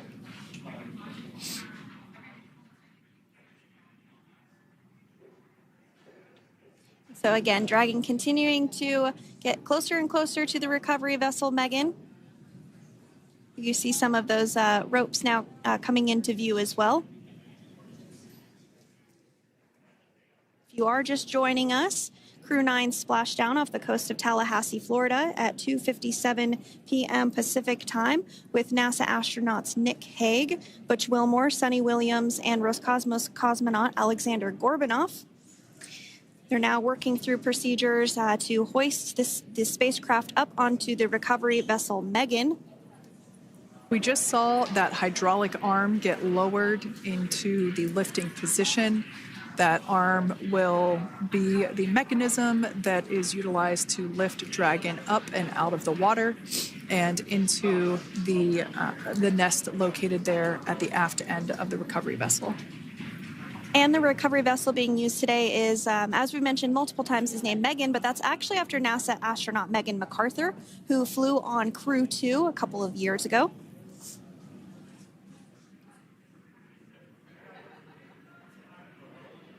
We're getting some views now from actually inside the boat. Yeah, you're exactly right. This view is straight down the recovery vessel. That platform that was closest to the camera, that is the egress platform. Freedom. Rigging is almost complete. Approximately 5 minutes until capsule lift. Great news there from SpaceX Core. So about 5 minutes left until we see Dragon Freedom get lifted out of the water. That hydraulic arm, as I said before, is the mechanism that will lift it. It's quite swift, actually, the whole process of getting the spacecraft. Brace for capsule lift.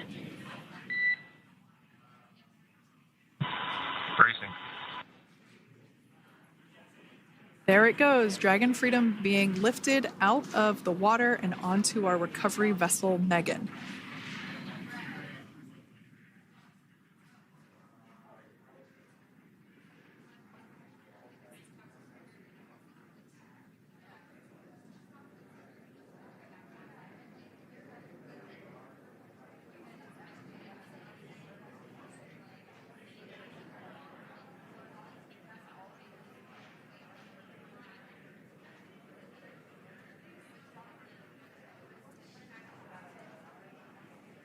So once securely on... Welcome aboard the recovery vessel. Recovery personnel are completing final checks and stand by for translation to the egress platform. Freedom copies. Great news there, letting us know that Dragon Freedom has been successfully recovered from the water's surface. If you've just joined us, we had an on-time splashdown at 5:57 p.m. Eastern Time, and we can now see that the water recovery operations are continuing to progress. The nest where the Dragon spacecraft is located is going to get moved forward. This will happen after one of the recovery crew members does some checks, and we'll also see some hosing. Obviously, the spacecraft splashed down in salt water. Salt water is corrosive, and we want to try and rinse out as much of the salt water as possible to reduce that corrosion on the metallic structures. So we can see some guidance there being provided, really steering the spacecraft properly into the Dragon's nest. And it's been 30 minutes since Dragon splashed down, and as you can see there, the spacecraft is already on board the recovery vessel Megan. Things continuing to move very smoothly today throughout the entire operations from the deorbit burn up until this point as well. And Freedom, it looks like the positioning wasn't quite right, so they are working on repositioning the capsule in the nest now. Okay, copy that. Thanks. And with that, the team is just going to adjust the Dragon spacecraft a bit so that it's in the right position ahead of translating up a little bit closer ahead of the side hatch. So the team is now going to step through the procedures to ensure that that takes place. While Dragon does fly itself autonomously, it clearly is unable to park itself autonomously.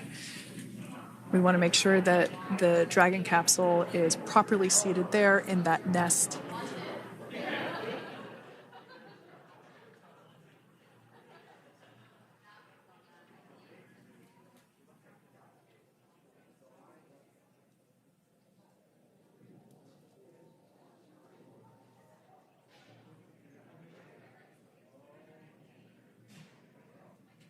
Once Dragon is fully seated in the nest, we'll probably see a bunch of that salt water come out from the bucket there located underneath the side hatch.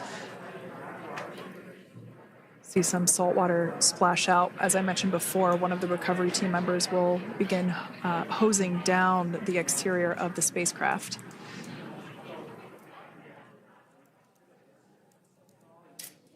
So you are continuing to get some great live views on your screen of Crew 9, which includes NASA astronauts Nick Hague, Suni Williams, Butch Wilmore, and Roscosmos cosmonaut Alexander Gorbanov, who splashed down off the coast of Tallahassee, Florida, 2:57 p.m. Pacific time this afternoon. Now working to get that spacecraft situated in the nest.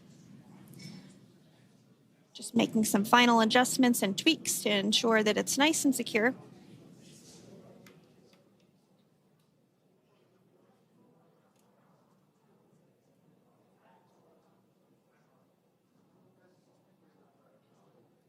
Once the spacecraft is seated and secured and oriented correctly in the nest, Dragon will be moved into the hangar located underneath that helipad that we saw earlier from the aerial views during recovery. All right, Freedom, looks like you are settled into the nest now.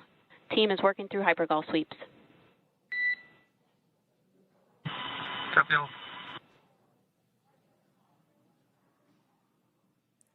Call out there telling us that the recovery team is doing the second round of those hypergolic sweeps. This helps ensure that everyone, all the recovery team members that are located basically right where this camera is located on, towards the forward end of the recovery vessel, that they will all be safe once the spacecraft is translated forward. So we're just doing some additional steps to make sure that the hypergolic propellant that is utilized for maneuvering the Dragon capsule while on orbit, making sure that none of those vapors are still present on the exterior of the capsule.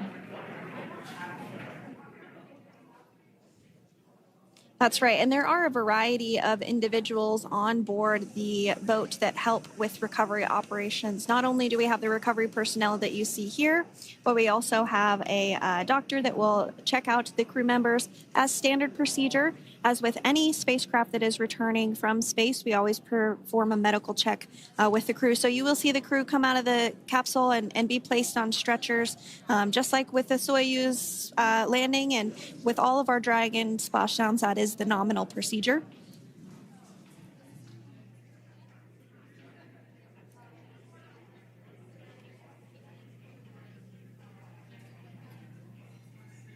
We'll stand by to see Dragon Freedom translate or scooch up a little bit closer to the camera angle that we're seeing right here. And then teams will step through procedures to get that side hatch opened. You see it right in the dead center of your screen there. It's kind of that rectangular shape. It has not been opened since since Crew 9, which include Nick Hague and Alexander Gorbanov, launched back in September from the Kennedy Space Center in Florida. So that will be the very first time that hatch is opened. Once docked to the International Space Station, crew enter through the top hatch, which was where the nose cone is now closed. That's the hatch that they actually utilize to go ahead and get inside the International Space Station.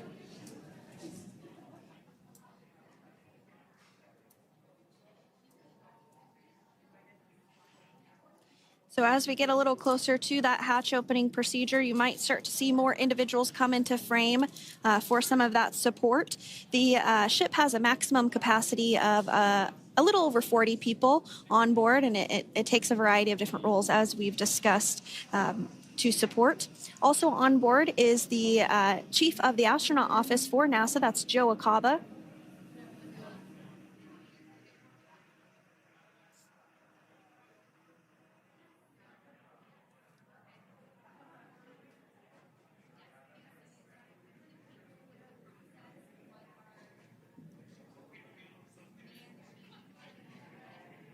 Now, while we are standing by for translation of the Dragon spacecraft to the platform there, the recovery platform that we see in the foreground, it is important to note that Nick, Suni, Butch, and Alexander will be getting assistance from the recovery teams while exiting the spacecraft. This is the same process for any returning long-duration crew members. As you could imagine, returning to a gravity environment can wreak havoc on our vestibular system, which is responsible for maintaining balance and motion. Of course, safety is our number one priority with this operation, so we'll see the crew members helped out of the spacecraft one by one, and they will be assisted the few feet to the medical quarters aboard the boat. And on board Dragon are three veterans space flyers. That includes Nick Hague, the commander, as well as Butch Wilmore and Suni Williams. Alexander Gorbanov is completing his very first space flight on this mission, and he completed 171 days in space along with Nick Hague.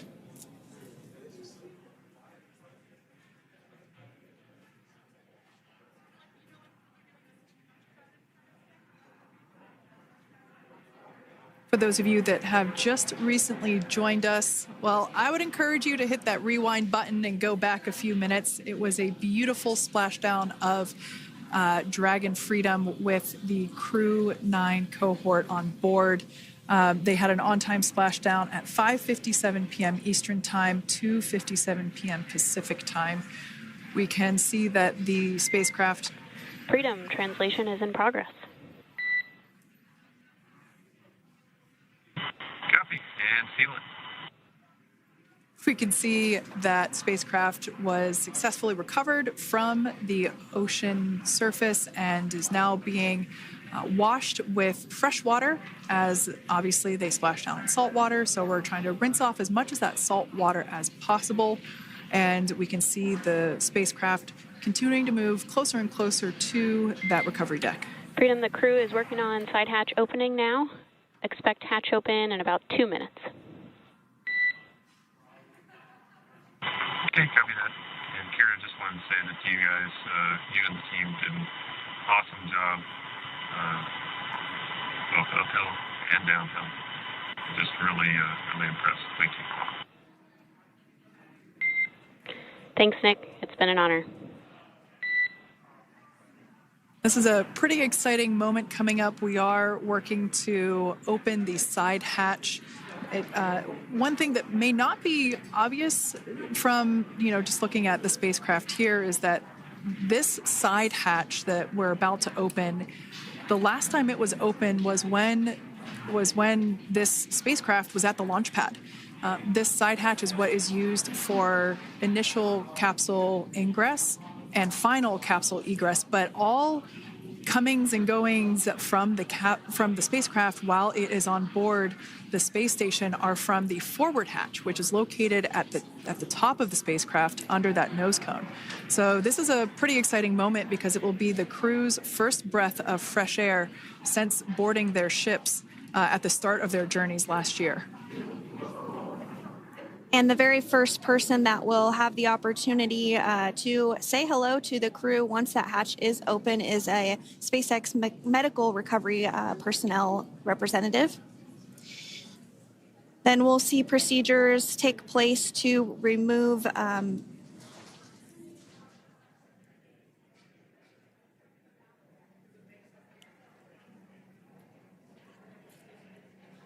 the footrests of Dragon. That will just help the recovery personnel get a little bit more room to access the crew and help get them out of the spacecraft. Yeah, you're absolutely right. Safety is, once again, top priority here, and removing those footrests from all 4 seats will be helpful as a recovery, as a SpaceX recovery team member will actually go into the capsule, into Dragon Freedom to help the crew members unbuckle and stand up, and essentially we'll also see a fun little slide be put in place to help the crew members exit the spacecraft safely. So yeah, we're going to remove all 4 of those footrests to basically give a little bit more working room inside the spacecraft. That's right. And we did hear the go for that hatch opening, so we're just a couple minutes away from being able to see that. And then we might be able to get the chance to see a couple of views inside of the Dragon and see the crew following their splashdown. Now, opening that side hatch isn't quite like opening, the door to your car. We have to depress the seal around the side hatch, as well as, we'll now see them open that side hatch up.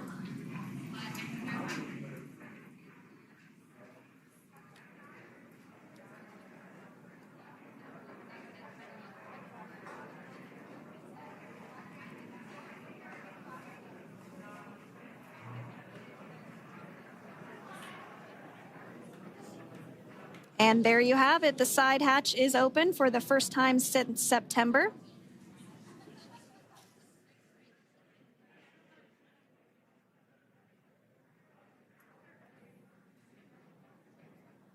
We can see some of the protective equipment there that was brought into frame that will help protect the edge of the side hatch, one, from any potential damage. Oh, we can see the recovery crew member there taking photos of the side hatch seal. This is part of the standard operation for recovery.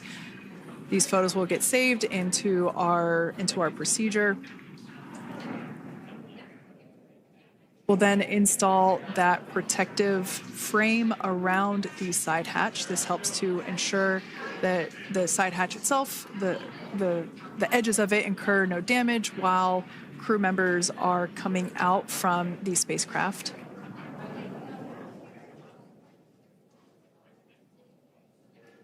If you missed it, there was also a recovery team member that went inside. So there are now 5 people on board the Dragon spacecraft.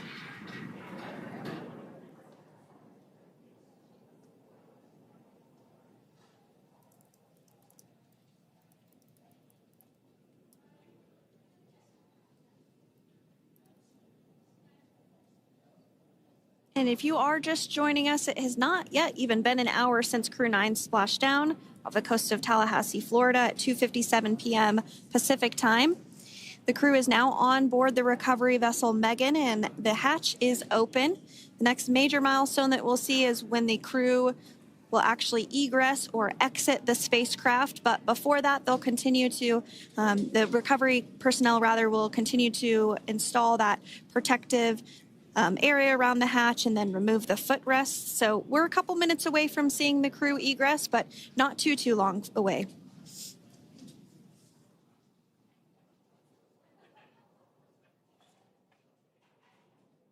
We'll probably see those footrests being handed out here in the near future, as I mentioned before. Oh, of course, we got to get a well-documented photo of the moment. Although we can't see it from here, I'm pretty sure there are 4 smiles on board right now. And we did hear that report out from the commander, Nick Hague, following splashdown, that there were four smiles as far as he could see. Yeah, capsule full of grins. Now, generally speaking... And there we do see Crew 9, some happy waves, smiles all around back on Earth.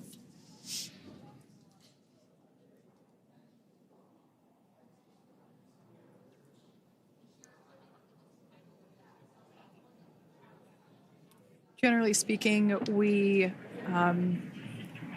have the individuals in the 2 center seats of the spacecraft exit first. You might hear us refer to this as the exit process as egress. It's just another term for exiting the spacecraft. Generally speaking, we most of the time have the 2 center seats egress first, as it makes moving around inside the capsule a little bit easier.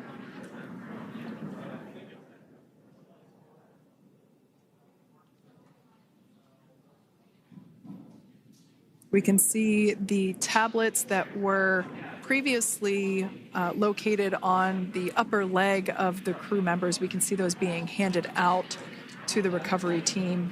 Those were taken off prior to the entry phase, to spacecraft reentry. Those had to be stored and secured prior to dynamic operations.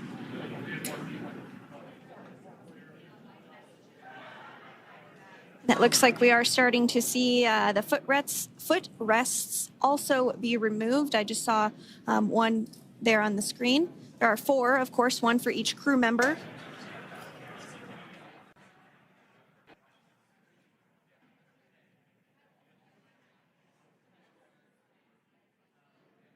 Those footrests are made out of carbon fiber and are actually sized appropriately for each crew member, as everybody has different measurements and different leg lengths.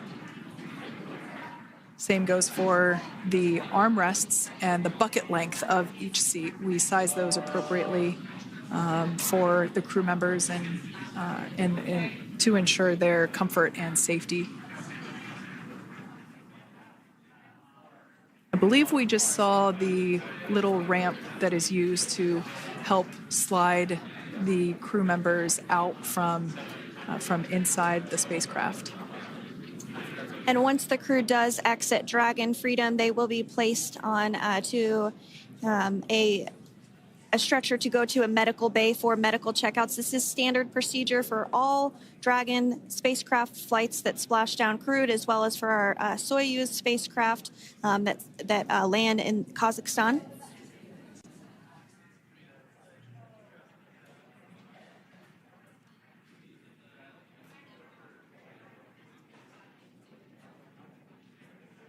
We can see the exterior of Dragon Freedom quite clearly in this shot, and it's such a beautiful sight. I personally prefer the capsule when it has some of that charring from atmospheric reentry. It is the signature sign of a capsule that has returned to Earth.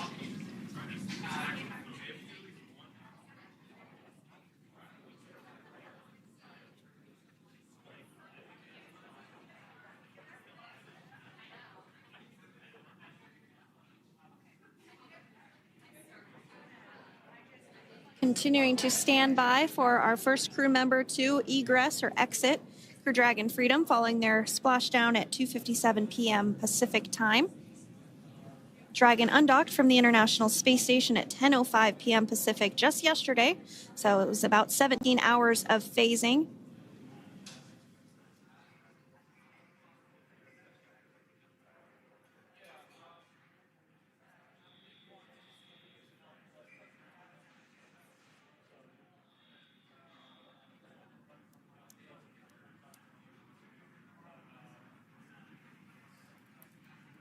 And while on board the International Space Station, Crew 9 contributed to 900 hours of science, over 150 research experiments and investigations, making great use of the microgravity lab of the International Space Station, which celebrates 25 years of continuous human presence this November.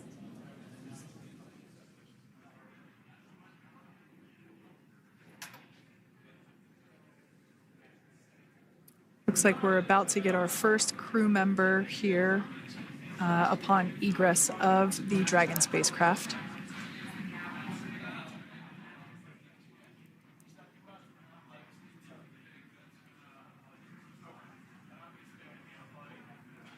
So we are standing by for that egress. Outside of Dragon, you do see one of those stretchers. This is the expected procedure, as the crew will be taken to medical facilities following their exit from Dragon.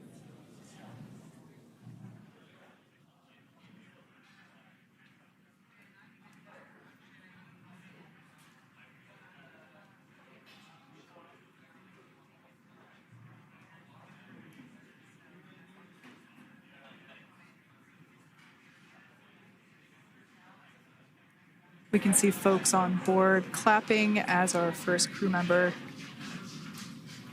And that is NASA astronaut Nick Hague, commander of Crew 9, now out of Crew Dragon Freedom. Some smiles, thumbs up, and a wave. Can't get any better than that. Yeah, that is one happy camper, that's for sure. As we said before, it is standard procedure for all of our long-duration crew members to receive assistance upon egressing from the spacecraft. We basically help them move off of the recovery deck and into the private medical quarters for their initial consultation with the SpaceX flight surgeon. So we'll see that take place for all 4 of our crew members today.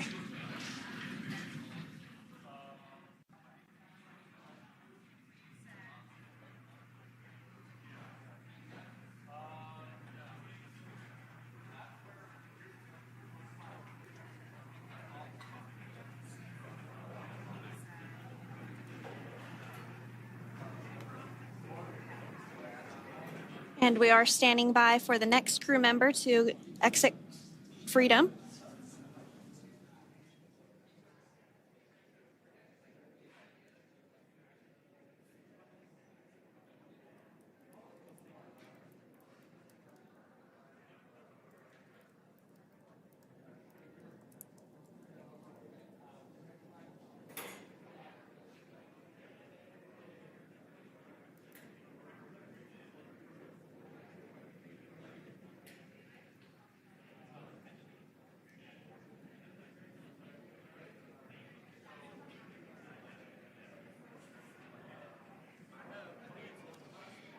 Next up out of the capsule, we expect Roscosmos cosmonaut Alexander Gorbanov. His first space flight. Spent 171 days in space alongside NASA astronaut Nick Hague. Looks like we're getting some cheers and clapping on board as Alexander is slid down the little ramp and placed into the mobility aid. Once again, big smile.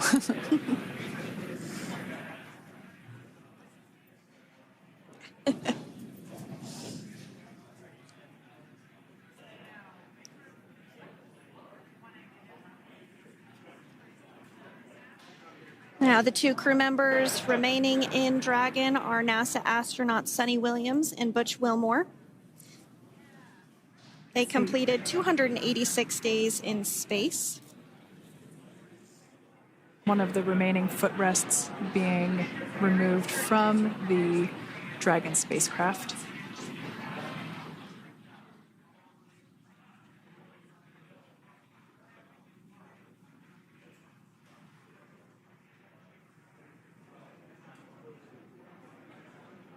As I said before, we generally try to have the crew members that are located in the two center seats aboard Dragon, and we like to have them egress first if possible, as it creates a little bit more movable working room inside the spacecraft. There is a recovery crew member inside that is helping all of our Crew 9 crew egress or exit from the spacecraft.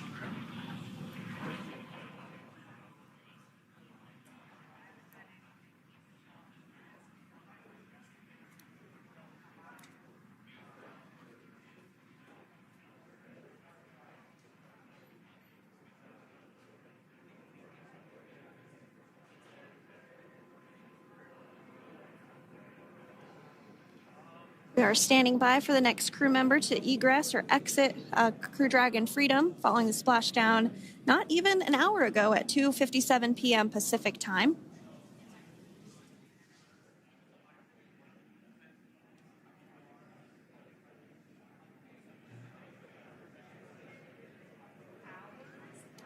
Really have the recovery operations down pretty quick at this point. Yeah, it's pretty incredible to think that just 5 years ago when we were doing the initial demonstration missions of the Dragon for Crew Dragon, that now we're under about 30 minutes for, to retrieve the spacecraft from the water, and just several minutes here while it's been on board and to get everyone, really to get that side hatch open.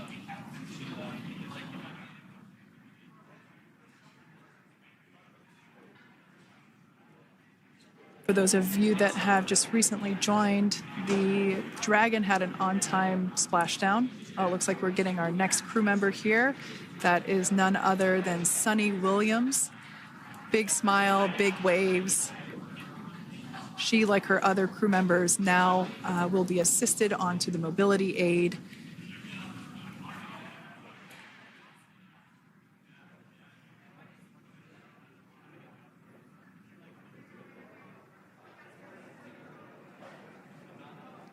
There we have it, some waves, some thumbs up, and some smiles. Definitely seems to be a theme among all recovery operations. Absolutely. And of course, that leaves NASA astronaut Butch Wilmore inside Dragon in seat 4.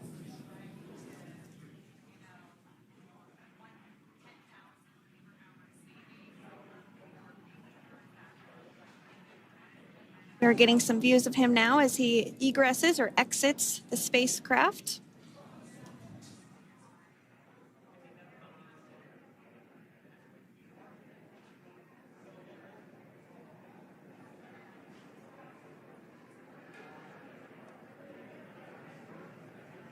Once again, some elation and cheers there from Butch Wilmore.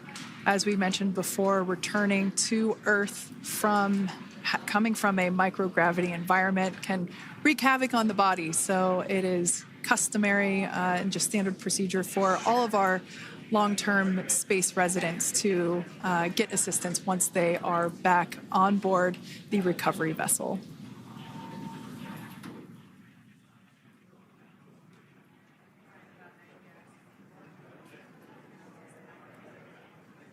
Well, now that Nick, Butch, Suni, and Alexander are safely back home on Earth and getting checked out by the NASA medical team, we're going to wrap up our live coverage of their return.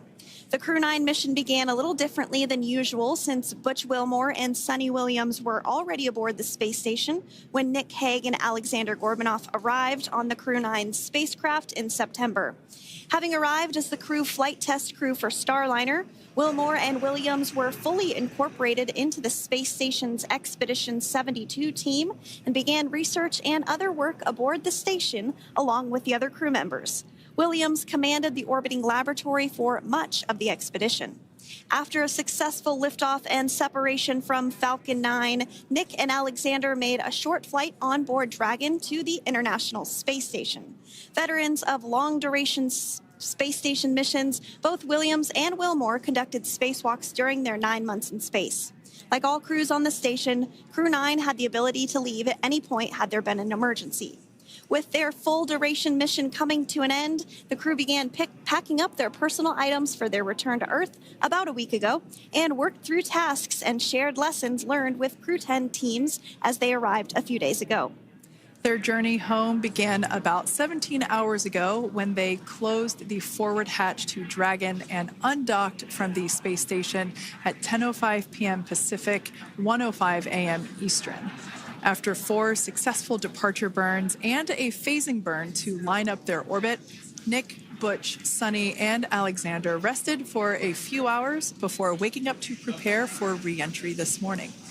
We jettisoned Dragon's trunk and performed our final on-orbit maneuver, the approximately 7.5-minute-long deorbit burn, and that occurred at 2:11 p.m. Pacific, 5:11 p.m. Eastern Time. And that sent Dragon on its path home. The spacecraft re-entered the Earth's atmosphere and slowed its descent with successful deployments of 2 drogue parachutes and 4 main parachutes, with the final splashdown occurring off the coast of Tallahassee, Florida at 2:57 p.m. Pacific, 5:57 p.m. Eastern. Following that successful splashdown, we saw SpaceX recovery experts move in and prepare Dragon Freedom for its lift onto the recovery vessel. And just a little less than an hour following splashdown, we saw Nick, Suni, Butch, and Alexander make their way out of Dragon and into the recovery ship's medical facilities, safe and sound. Next up, they'll catch a helicopter flight back to shore, where they'll transfer to aircraft that will take them home. The astronauts will take a NASA plane for the short flight back to Houston, where they'll be reunited with family and friends to bring an end to this mission. It's been an honor and a privilege to share their journey with all of you as we continue this new era in human spaceflight. Return today marks the end of the direct handover we executed after successfully launching the Crew 10 mission to the space station just last week on Friday, March 14th. Thank you, as always, for joining us for tonight's coverage of the splashdown of Crew 9. Remember to follow SpaceX on X and NASA online and on social media for updates for the very latest on crew and cargo flights to and from the International Space Station. And we'll continue to share the progress of Nick, Suni, Butch, and Alexander on social media as they travel back home. We do also have a post-splashdown media briefing coming up at approximately 4:30 p.m. Pacific, 7:30 p.m. Eastern, where leadership will share a final update as we conclude this successful mission. So, from all of us at NASA and SpaceX, welcome home, Crew 9. So long.